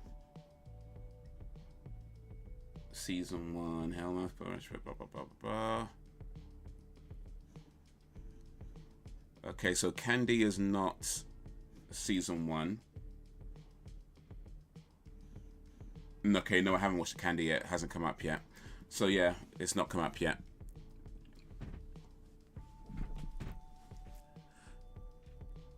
I just checked on my channel, and it turns out I haven't done Poet and the Pendulum. I thought I had. Oh, Alan. Don't let the Nightwish fans hear you say that. Mixed up their songs. Ooh, you'll never hear the end of it. We've got a back of Jamaica already. Yeah, that's what I like to see.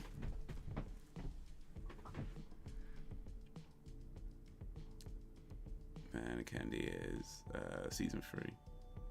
Oh, I gotta keep watching them in order. Yeah. All right. So Candy. It's the same. Oh, I see. Yeah, it's season 3. Yeah. Episode 6 was season 3 with Rupert on the front page. There he is.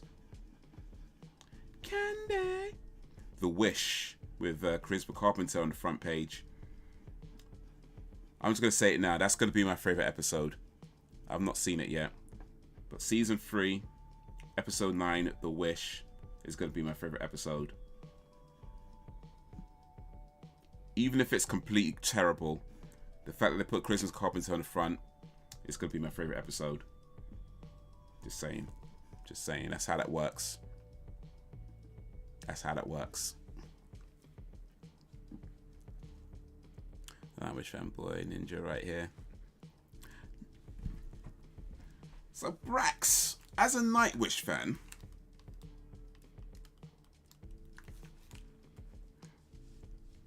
what was I gonna say actually? Yeah, because that was it. Yeah, so there seems to be like a lot of people in the Nightwish fan community that are mad toxic when it comes to like people who do reaction videos, right? And I'm like, I don't get it, because what I'm trying to understand is like, what is it about Nightwish that, because I like the band, you know what I mean? I've listened to their stuff. They're a cool band, you know? And I just don't understand, like, what is it about Nightwish that attracts so many people that just like crazy in the that get crazy in the comments like that? Madness.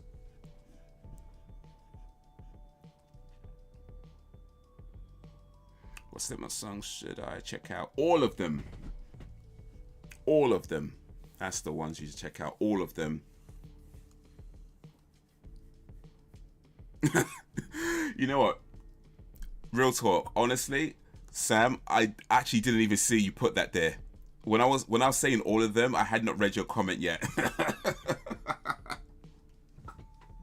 Honestly, I had not read your comment yet. When I was saying all of them, Yeah, that was just my actual response to Anna's question. Then I saw that you wrote that as well. I was like, okay, yeah.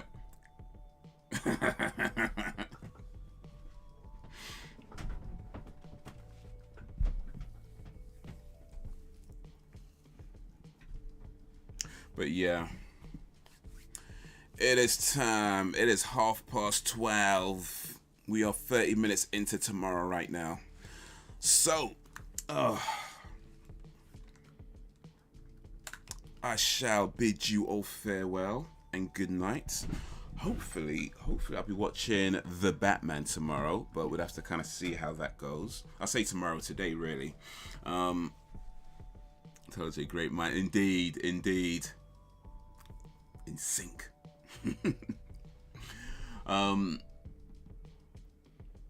But yeah, hopefully I'll be watching The Batman tomorrow, but just see how that goes. If not, maybe just play around with my new phone. But yeah, that's gonna be all for now, guys. So to all the talkers and the stalkers, to the stayers and the strayers, I appreciate you and all that you do. Thank you for keeping me company. Thank you for keeping it lively. Oh yeah, and I did say I recorded the season 2 episode 1 reaction video.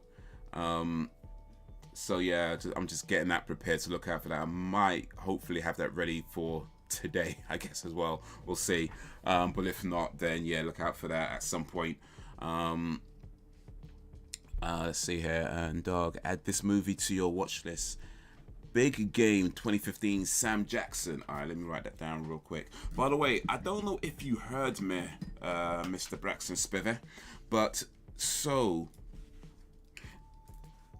the next movie nights I want to do, the next maybe few movie nights I'm going to do, because I want to try and get through some of these movies that have been recommended, and not all of them are on Netflix, and some of them you got to pay for. It might be a case of, you know, rather than you guys watching along with me, you're just, you know, watching me watch the movie. So just so you know. But let me write this down real quick. What's it called? Big Game.